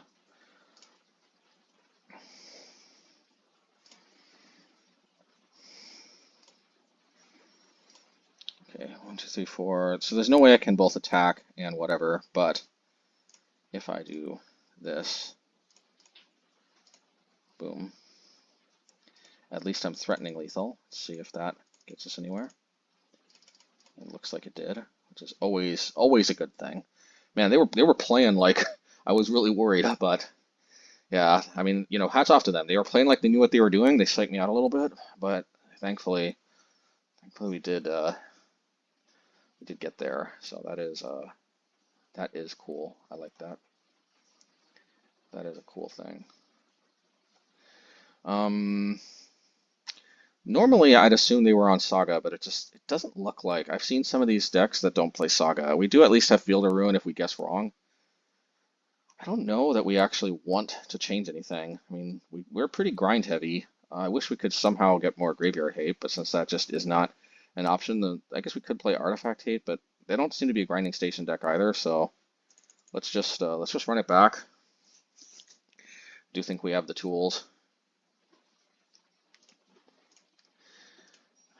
Yeah, I do think we have the tools. Let's go. Yeah, we're definitely going to keep. I mean, it's got the lands. It's got the... They roll again to 5, so I like my chances here. I like it. I like it, like it. I like it, like it, like my chances, like it, like it. I like my chances. I like it, like my chances. Oh yeah. So, kaboom, kaboom. Ragadoom. We know they're packing Spellpiercer, so I'm going to Spikefield now rather than hold my peace. If they dash another Raga, whatever, at least we can still hold Bolt up next turn, even though they could Spellpierce that, but, you know. We do have Flame Slash in case they have Relic of Shredder. Thankfully they don't. Alright, so once again, I'm going to try to pitch the Spikefield if I can. So, yeah. Alright, we don't need to have both these windows here. Let's go. That's a good way for them to catch up a bit, but we're going to be able to answer with their Seasoned Pyromancer. And if they, yeah, Holy Fountain. If they had minor misstep that last with the Monastery Mentor, they probably just would have ran away with the game, to be honest. Alrighty, let's go. I think I'm gonna keep one Flame Slash, one Lightning Bolt. It's a good mix. All right, there's the Relic, which is an important component to us being able to win this matchup, so that's good. Hopefully the pieces can come into focus. Okay, there's the Ledger Shredder. Hopefully they don't have minor misstep and can't just outright counter my Flame Slash. Hopefully they also don't have a way to Delirium, because if they have a way to Delirium and a minor misstep, then I'm going to be, I think it's going to go 3 for 5. It's going to be kind of a problem. At 2-4, I can deal with it. But at 3-5 though, oh man, I was kind of hoping that they didn't move it to 3-4, because then I could Fury hit both of those, but hey. We can't have it all, can we? All right. Let's go here.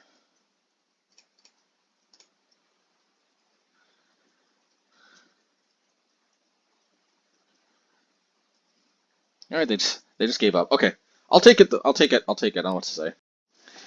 Well, alrighty then. Match 5. Can we actually get a trophy?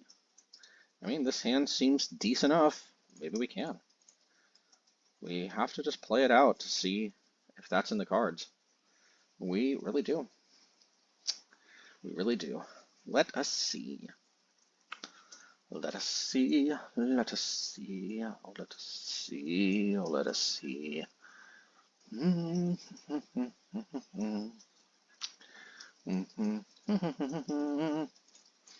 All right, so I know this opens it up to a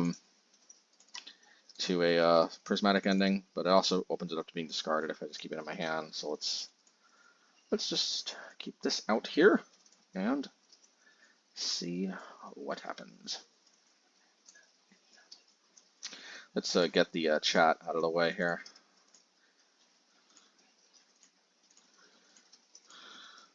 We don't necessarily need to see the game log. Let's see here, at least not in the matches, I guess.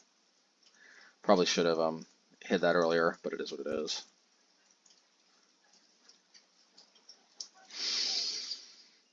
Oh, please no prismatic ending. Dang it. Oh, okay, it's a prismatic ending. That card is value. But the value is mostly just kind of inefficient life gain unless they have a way to convert. And this is maybe where Bonecrusher comes into handy. We shall see. We shall see. I'm kind of just tempted to just stomp and play Bonecrusher next turn. Okay.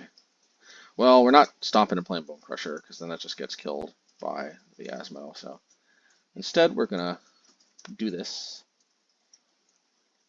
I want to keep the digging going, so I'm just gonna lightning bolt in the turn. There was some consideration to seeing if we drew a flame slash, but and we did. But what can you do? We don't always know what we're gonna draw. But this way we get to hold up stomp. So there's that.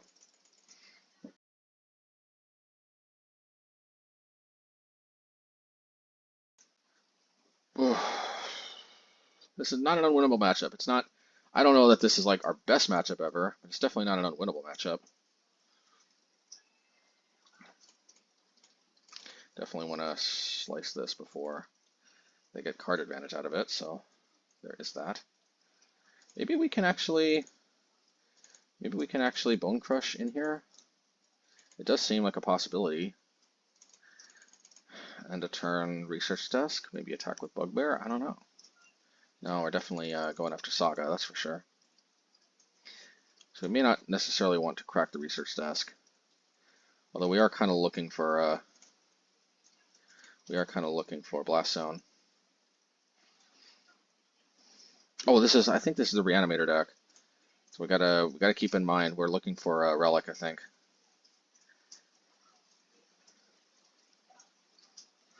Another Asmo, that would suck. Alright, well. Asmo through Reanimation. I don't know if this is actual factual Reanimator.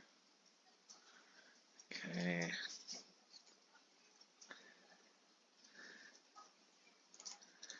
Alrighty. Against my better judgment, I'm going to use my mana, and I'm going to crack this.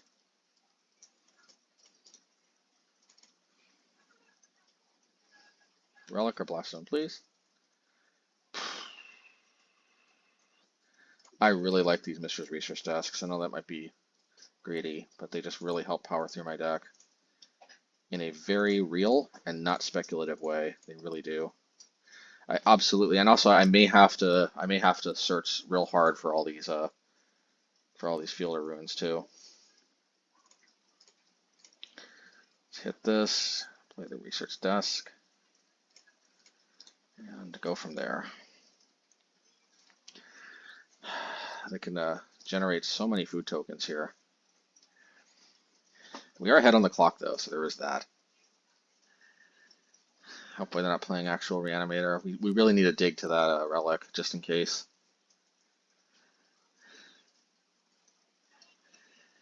Let's see here. Okay, so they're probably going to play that.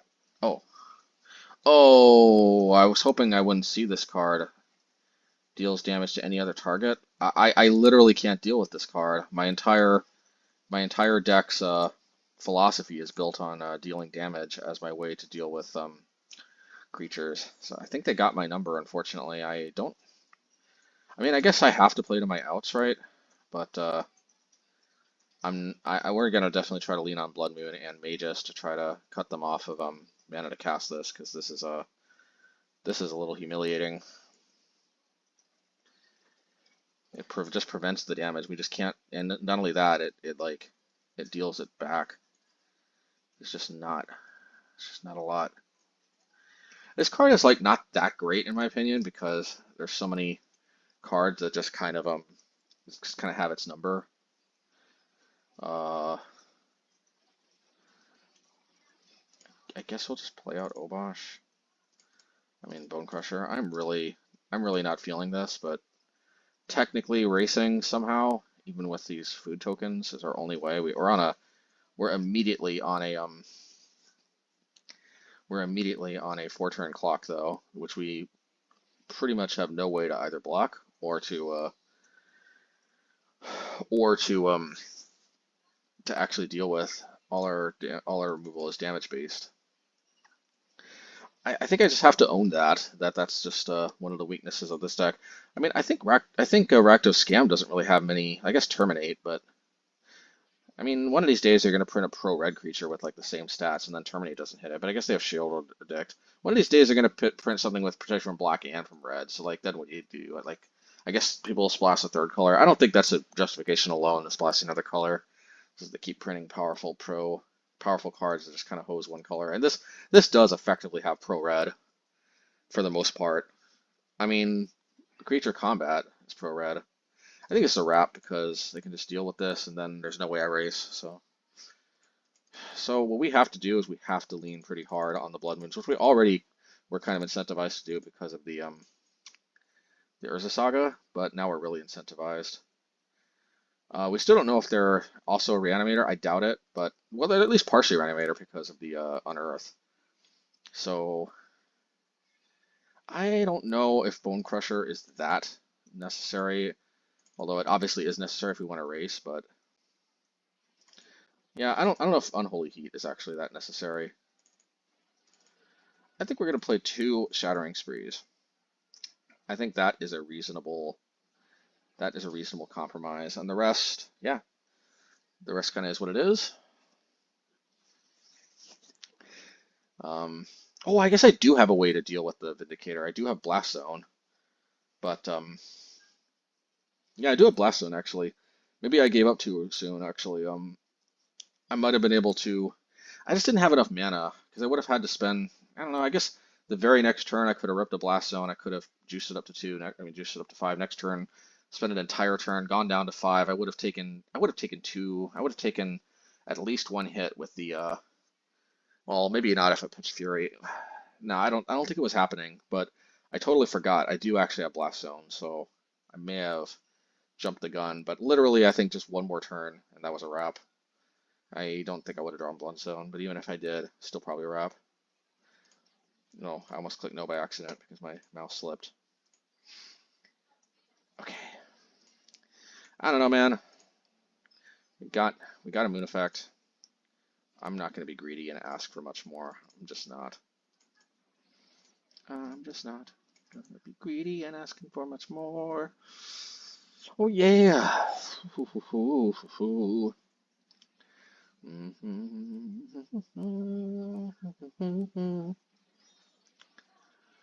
I'm kind of incentivized to sandbag the Field of Ruin as long as I can because I want them to kind of play out the Urza Saga. Okay. Of course they have that in their hand. Why wouldn't they?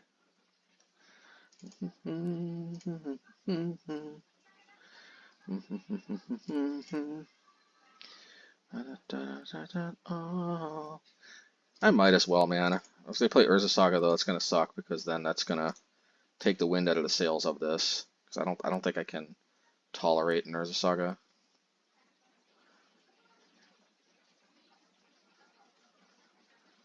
Please dodge an Urza Saga for 1 turn. I think this was kind of just the objectively better card. I guess I do have. It is pretty good value though to. Oh, okay. I don't know if they meant to skip their turn like that, but I'll definitely take it. Yeah, I'll play Field of Ruin. I know I said I incentivized, but now I actually kind of want them to dump more 1-drops. Because then I can get some value out of the Blast Zone, then deploy Magus. I'm going to assume that wasn't a misclick, and I'm going to assume that, okay, well, there's another 1-drop they probably would not have deployed if they would have seen the Blast Zone. So there is that. There is that. I wonder how greedy I should be. I think I'm going to be fairly greedy. I'm going to say no. I'm going to attack. I'm surprised that they kept a hand like this, but I might have done the same thing if I were them. So I'm just going to keep fabling it up. If they kill this, I've got another Blast Zone waiting in the wings. So there is that. Pithing Needle would be the most obnoxious.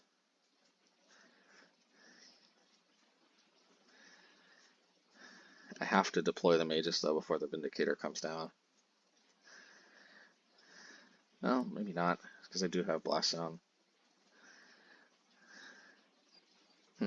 Surprised I didn't play the Academy Rector. That would have that could have actually gone nuts with the value. Oh, okay, well, fair enough.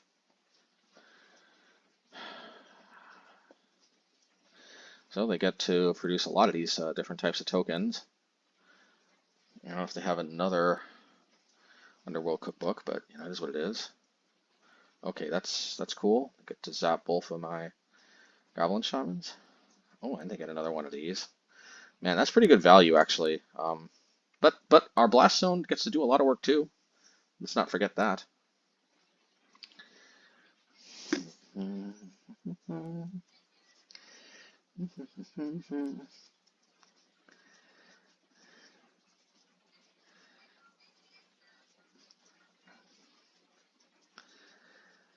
I would definitely kill these Goblin Shaman tokens. Why leave these? Why let these live? Okay. Alrighty.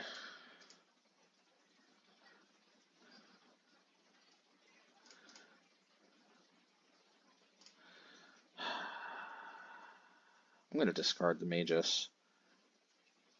I think with these Blast Zones, I don't necessarily need to rely on it. I might draw like actual Factual Blood Moon anyway.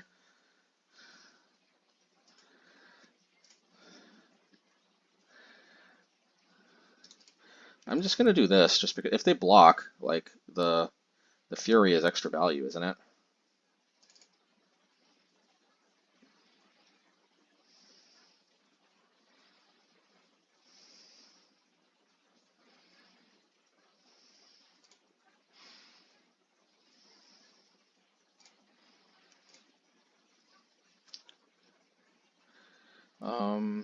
I think I have to pitch.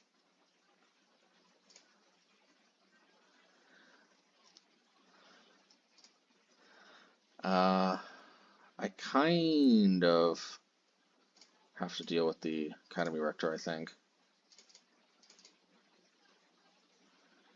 Just too much potential, insane value.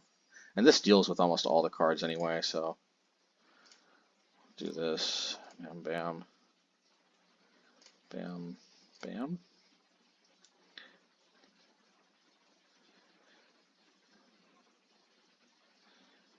Alright. Bam. I don't know if I want to play the Fable yet. But, yeah, I don't want to play the Fable yet, because it's just going to get zapped. So why bother, right? Alrighty.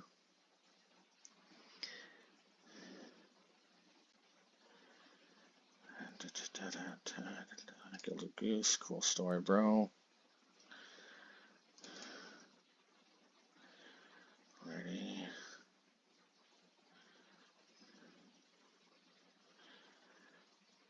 Yeah, another reason to discard that Magus was that the Asmo can shoot it down. And also I do have some anti. What if they have basic planes? The Field of Ruins could take them off of it. I don't know. 9 food tokens, but their ability to actually gain life is a little constrained because of the 2 mana cost to crack it.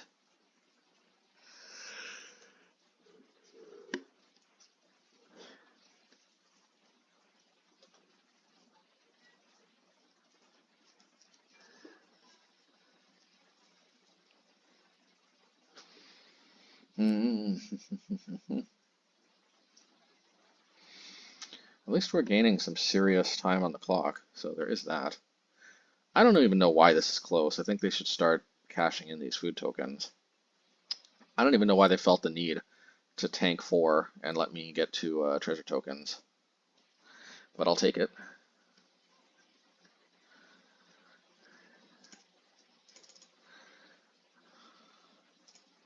Interesting, interesting.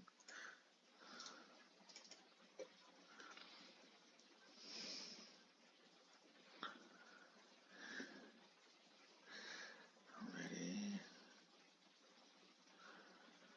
Tiki Tambo, this okay.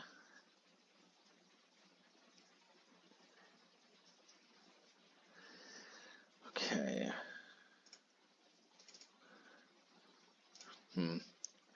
So we can bolt the Asmo at long last. I don't know if that's really the play, but it is an option that is available. We may honestly just want to go after the Gilded Goose.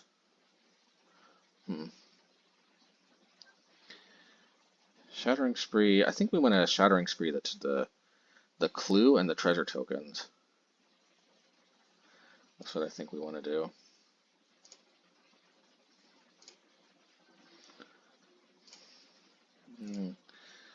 No, I'm not going to do that. If they can let me attack. Just let me attack.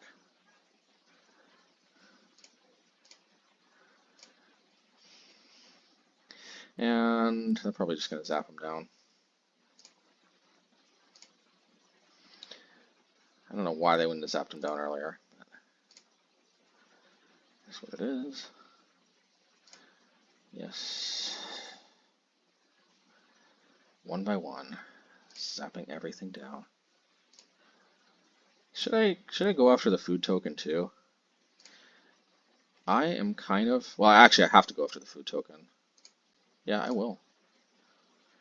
I will. I like it. It's one of the whole reasons this is in my deck, isn't it?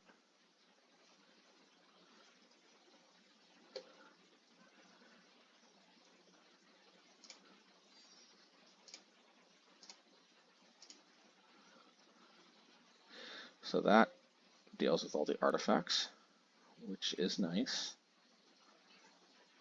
Clue, draw a card. Okay. I didn't know they had 2 mana untapped, but I guess they did. Cool story. They had 2 clues anyway, so I had to target both to kill the other one. I mean, all in all, that was a fairly productive turn.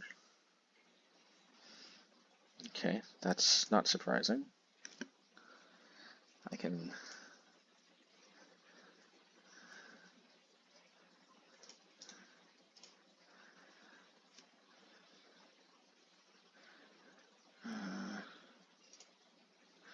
Let's see, if I go into... I don't think I can let them untap with the Urza Saga.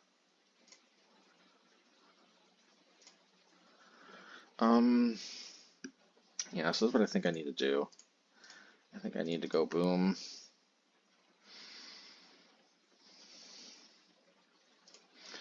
Hopefully they don't play the Phyrexian Crusader thingamabobber card. If they did, I guess I brought this on myself by no, but that Magus would have been a goner a long time ago anyway. Maybe I should have cracked the Blast Zone, but then the Urza Saga token threatened to go crazy. Yeah, I mean I have to add it to my deck. The Vindicator could plug holes in the deck maybe. Oh man, plus they got another one of those. We do have 6 moon effects. We did discard 1, but we got more where that came from, so we might be able to... Oh man. I mean, we're in a much better spot to race this though than last time, so there is that. Well, we're for sure discarding this. We're just trying to go for moon effects at this point, I think. Yeah, let's just do this. Let's do this. And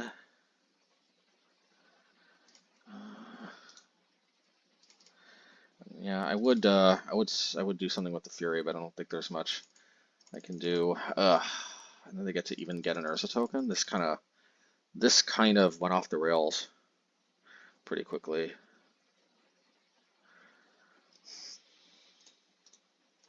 Might just sack the Relic. Okay, fair enough.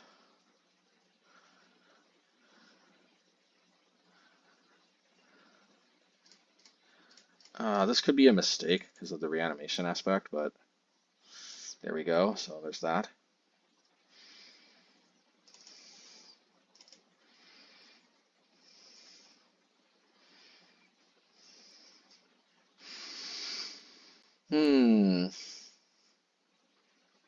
I'm actually going to try to bait them at blocking with the Urza Saga token. I'm not sure why.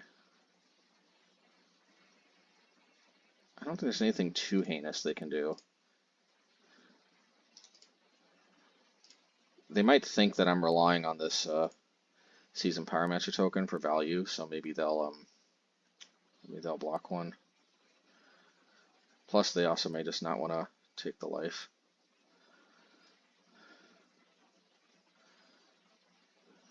That's fine. But that's only a 2/2 if I'm not mistaken.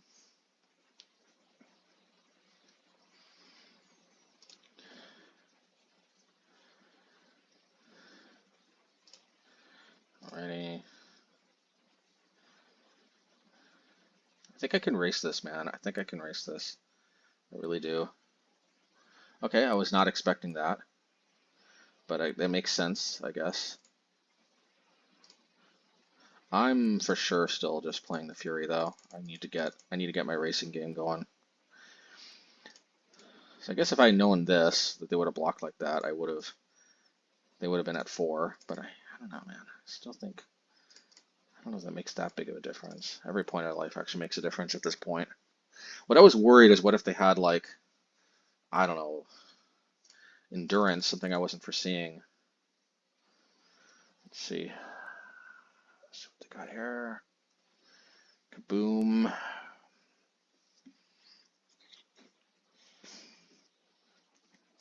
This time I definitely am threatening to race though, unless they have something good. And I'm also threatening to 1, 2, 3 to put 3 tokens on this at moment's notice. Is that 2? I mean, I could just put an end to this, but I might need this treasure token though. That's the problem. I don't think that 1 extra food token does that much for them.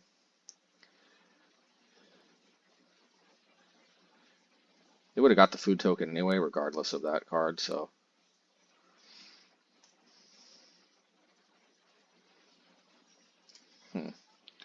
Not gonna lie, I'm a little concerned now. But I'm glad I waited though, because now I can, I don't know, not sure.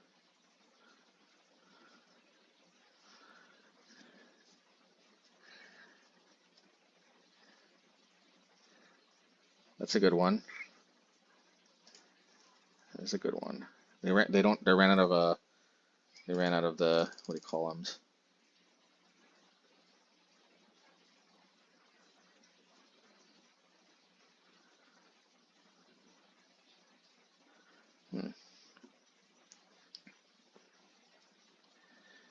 Interesting. I gotta think carefully. I wouldn't attack if I were them. They don't have the slightest clue what's in my hand. Oh, I can see the merits to attacking too, so okay. This does mean I'm going to attack with both though.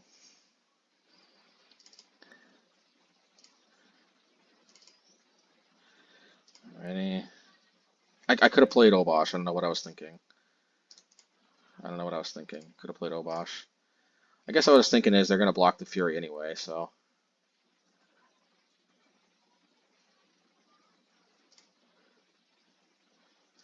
Okay.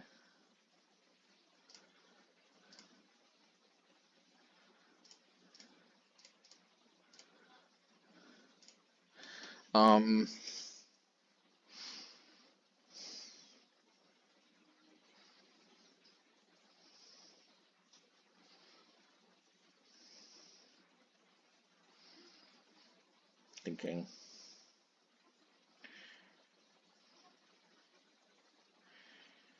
I could,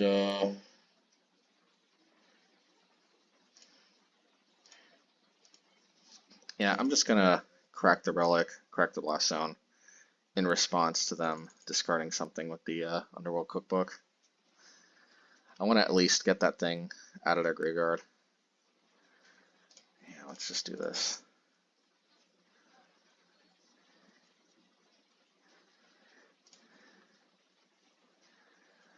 I guess if they have another cookbook, which I guess they have to, then I'm in serious trouble. That I forgot about that. Oh, that sucks.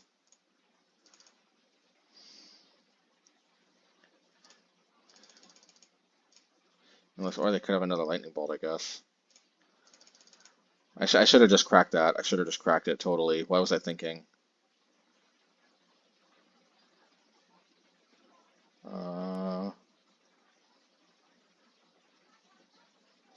I don't know what this is.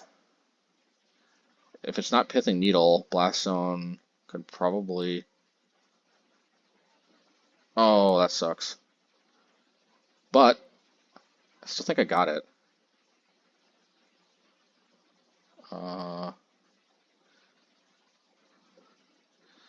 It deals damage. If it deals, prevent the damage. When damage is printed this way. Oh, so it doesn't matter even if it's damage from itself. Print that damage.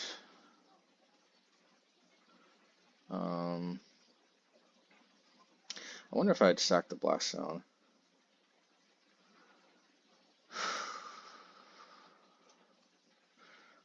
Yeah, I clearly should have sacked the Blast Zone. I might have actually been able to pull something off.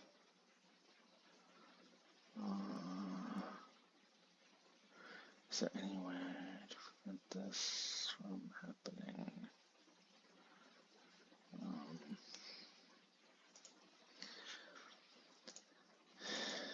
Let's see here. I don't see why this would prevent anything, but I guess.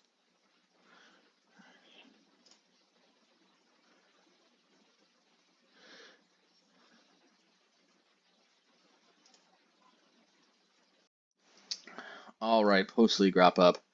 What a heartbreaking final game that was. But the reality was, it was going to be tough for us to deal with that Vindicator.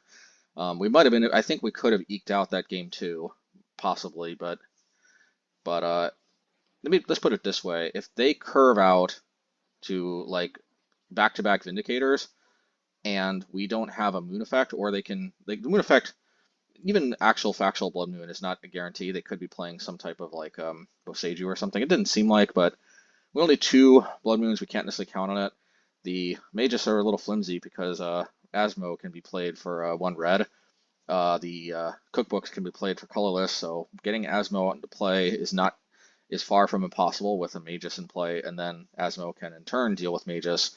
And at the end of the day, if they curve out into Vindicator, and especially back-to-back Vindicator, there's just not much we can do. It doesn't mean that we're guaranteed to lose, but it's definitely a blind spot for the deck. And Vindicator is it's a problem, but I'm not convinced Vindicator is good. I think Vindicator is kind of garbage, to be honest. And you know, there's a 50% chance that's just me being salty, but there's a real. We'll see how I feel about it later on when the salt wears off, but there's a 50% chance that it really is kind of lame. At the end of the day, like I think the card could have been bonkers in a different place and time, so to speak. But I just feel like with so many solitudes, with so many like 4-color decks that can play Prismatic Ending for 4, so many leyline bindings, so many terminates even out of Rakdos midrange, so many Blood Chiefs thirst out of Cabal coffers, so many Brazen Borrower bounces, so many petty thefts from blue decks, so many solitudes subtleties that can just put it, can kind of tempo it out, and so many what else? I guess green kind of still struggles to deal with it because green, one of green's main mechanics is fighting, but 3 out of the 5 colors don't have that much difficulty dealing with it. Yeah, sure, Fatal Push. No, even Fatal Push deals with it. Yeah, even Fatal Push deals with it. You see, the reason why I say that Vindicator would have been good in a previous meta is Phyrexian Obliterator. I used to love that card. I remember I felt so awesome that I got mine for like $10 a piece, but they're probably worth far less than that now. I should have sold them at their height. I think they were going for way over $10. I should have definitely sold them, but they were just cards so close to my heart. I love those cards in a mono black mid range type deck. But at the end of the day, I had to put them aside. They're, the reason why Phyrexian Obliterator was so great, which is the black version, just objectively better, by the way, if you're not necessarily trying to damage it yourself. Although interestingly enough, Phyrexian Obliterator plus Asmo, no, it deals damage to itself, so you'd have to sacrifice the permanents. Yeah, it wouldn't work the way you'd want it to. But Phyrexian Vindicator doesn't care of the source. But yeah, that's why I was a little confused there at the end because I was so used to playing Obliterator that I was like, wait a minute, but it deals damage to itself, but it turns out that didn't make a difference. But in any case, um, yeah, back in the day, Obliterator was actually pretty hard to remove because once upon a time there was no Fatal Push, believe it or not. I know. I still think a majority of my experience playing Modern, there was no Fatal Push. It's still a relatively newer card, believe it or not, in the grand scheme of things. There was no Fatal Push. One of the most common black base removal spells was actually Abrupt Decay. I know when is the last time we've seen Abrupt Decay, but there was a time before, like, Assassin's Trophy, which we also don't see much anymore either. But there was a time when Abrupt Decay was one of the premier removal spells. It dodged Abrupt Decay. There was also a time when White didn't have Prismatic Ending. White didn't have Solitude. I mean, I could go on and on, but White didn't have Leyline Binding. There was a time when Blue didn't have Petty Theft and Brazen Borrower. Yeah, I don't know what to say, but there was a time when, yeah, when most of the colors, and Bloodchief's Thirst for that matter too, also no Murderous Rider slash whatever you call it, Swift End, like, which I like to play. Not too many people play that, but like there was a time when actually the overall playable like removal outside of red was actually kind of sparse. I mean, like, Path to Exile saw a lot more play back in the day, and that was one of the only cards that could cleanly deal with Phyrexian Obliterator, which would still give you a land, which was still could be pretty relevant back in the day. But like, yeah, like back when Path to Exile was one of the only commonly played removal spells that cleanly dealt with Obliterator was actually pretty nasty. And I know that because I rocked Obliterator, and even though people kind of shrugged because they're like, this really shouldn't be as hard to deal with as it is, but it just, the removal spells that we're seeing play, I mean, yeah, like Go for the Throat, I think still had been out by the time Phyrexian Obliterator came out. I think it might have even came out in the same mega set, whatever you call it. But not too many people are playing Go for the Throat. You got to remember, Affinity was a really, really common deck back then. Affinity is probably even more common than the 8-cast sort of revival of Affinity of sorts today is. And it was a totally different deck back then too. There was almost no cards that actually had Affinity. Some decks played Thoughtcast, some decks didn't even play Thoughtcast, and it was more like some people tried to call it robots because it was really a Arcbound Ravager and Cranial Plating and sort of like 8 manlands like Blinkmoth and Inkmoth Nexus kind of deck. It was mostly just sort of like, brown artifact beatdown sort of deck. Very little actual affinity, but yeah, it was a very different deck back in the day. But it was actually quite a terror. I remember it terrorized my poor Merfolk deck. Yeah, that was a very common deck, and for that reason, Go for the Throat just didn't see that much play. Doomblade though did see, I think, way more play than Go for the Throat. Even when Go for the Throat, by the way, is 2 mana destroy target non-artifact creature. Doomblade is 2 mana destroy target non-black creature. And because of how played Affinity was, Doomblade saw more play. Remember, there was no Lurrus, there was no lots of black cards. There was no Yawgmoth even back then. I mean, man, Magic has changed so much, but like there was, yeah. So like, so at the end of the day, yeah, I mean, Doomblade wasn't even that commonly played, but it was commonly played enough for there to be a meme. It dies to Doomblade, but Phyrexian Obliterator didn't because it was black. So at the end of the day, Phyrexian Obliterator is quite the beast back in the day when most of the commonly played removal didn't line up. But man, the landscape changed, man. I'm telling you, like I just said, even though Bloodchief's Thirst isn't that common, I mean, Fatal Push is, and sure, you have to get a Revolt for Fatal Push to kill it, but getting Revolt is not as hard as you might think. I mean, Fatal Push, super commonly played, can cleanly deal with both Vindicator and Phyrexian Obliterator. Solitude and Prismatic Ending. Not every deck plays 4 colors, but a surprise. But most decks I think that are playing Prismatic Ending, they at least go up to 4, if not 5 colors. maybe Karn Liberated. I mean, Karn Great Creator is so common. Probably Omnath. The main reason is Omnath is so common. Probably all of them like nominally go up to at least 5 colors because I think a lot of them are also playing Leyline Binding, which is another issue. Like, you know, a lot of decks play enough colors for Prismatic Ending. A lot of decks also play enough colors for Leyline Binding for 1 mana to just come down and deal with it. Not as many decks play Path to Exile anymore, but that still works if they are. Like my white deck still plays Path to Exile. By the way, Path to Exile is kind of better than it's ever been before because I feel like fewer people are playing fewer basics than they ever have before. So like the amount of times where Path to Exile they don't even have like basics to fetch out has been, but that's neither here nor there. Like I'm surprised people are kind of not noticing, but Path to Exile is still quite good in my humble opinion, and it might even be better than it was back in the day. But that's not to say Leyline Binding and Prismatic Ending aren't better because they can after all hit almost any permanent, not non-land at least. Oh yeah, March of Otherworldly Light. That also didn't exist back in the day. I mean, sure you have to pay 5 mana or pitch a white card, but yeah, there's I guess Lay Down Arms even, which we're looking at right here. Which sure, Lay Down Arms is you have to have a pretty white heavy deck. But I'm just saying, the sheer amount of removal that people have access to is just a lot. It's just a lot more common. Yeah, Brazen Borrower too. Brazen Borrower did not exist, like I said, back in the day. Now we have Brazen Borrower. Very ubiquitous card. Very easy for this thing to get bounced. Then they can get Subtletied, coming off the top again. You could just, Counterspell, but can't forget, just good old Counterspell wasn't in Modern back when Friction Obliterator was printed. So, like, there wasn't, like, yeah, the people didn't play a lot of, like, actual creature counterspells that could actually hit creatures. I mean, there was Mana Leak, but, Mana Leak you could play around. And yeah, I mean, it was mostly just Mana Leak, believe it or not. Spell Pierce was super common, but like it is today, but Spell Pierce couldn't hit it.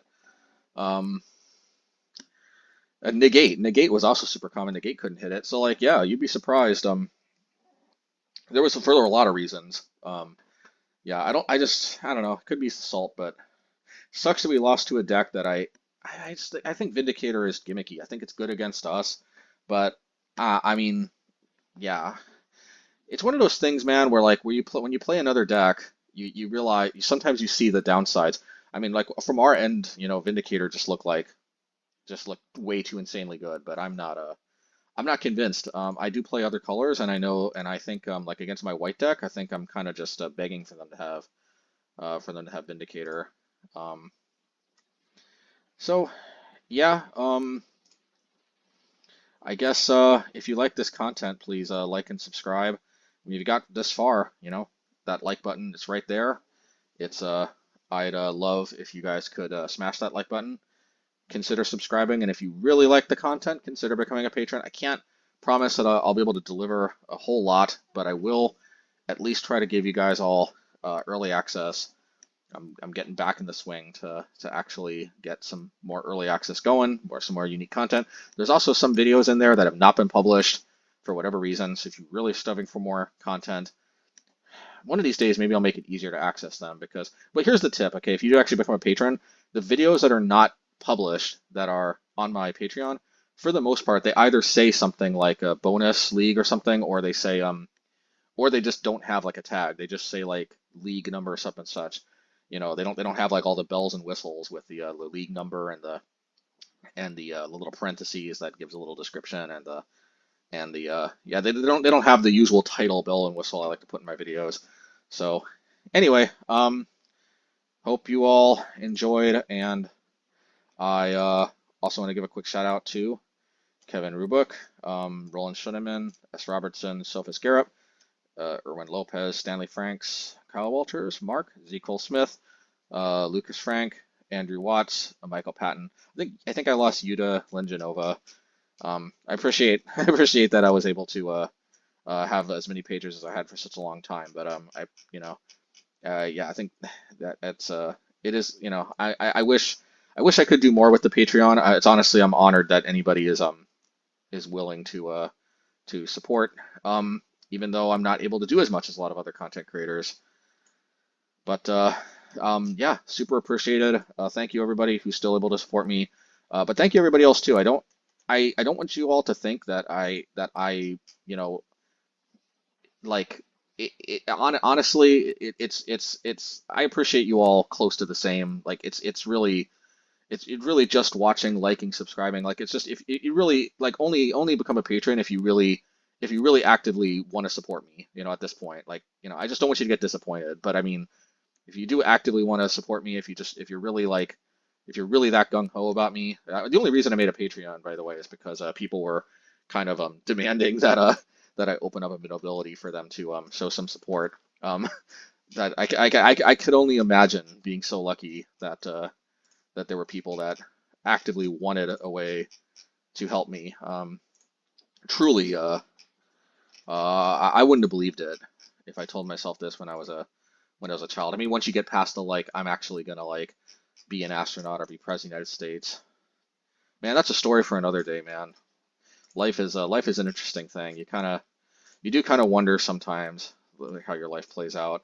Maybe did I dream too big at certain points in my life? Did I? Well, that's neither here nor there. But I'll tell you, like there's certainly a lot of points in my life where I wouldn't have believed anybody if they would have told me I could get this much support and this much love from a community that I enjoyed playing in. But well, I don't want to make this all about me. You all are super appreciated. And hey, you made it this far, so can you just smash the like button and subscribe? That's all that would mean so much to me, and that alone would be that I can't ask for more than that, honestly. That is excellent support. Thank you, everybody, and take care.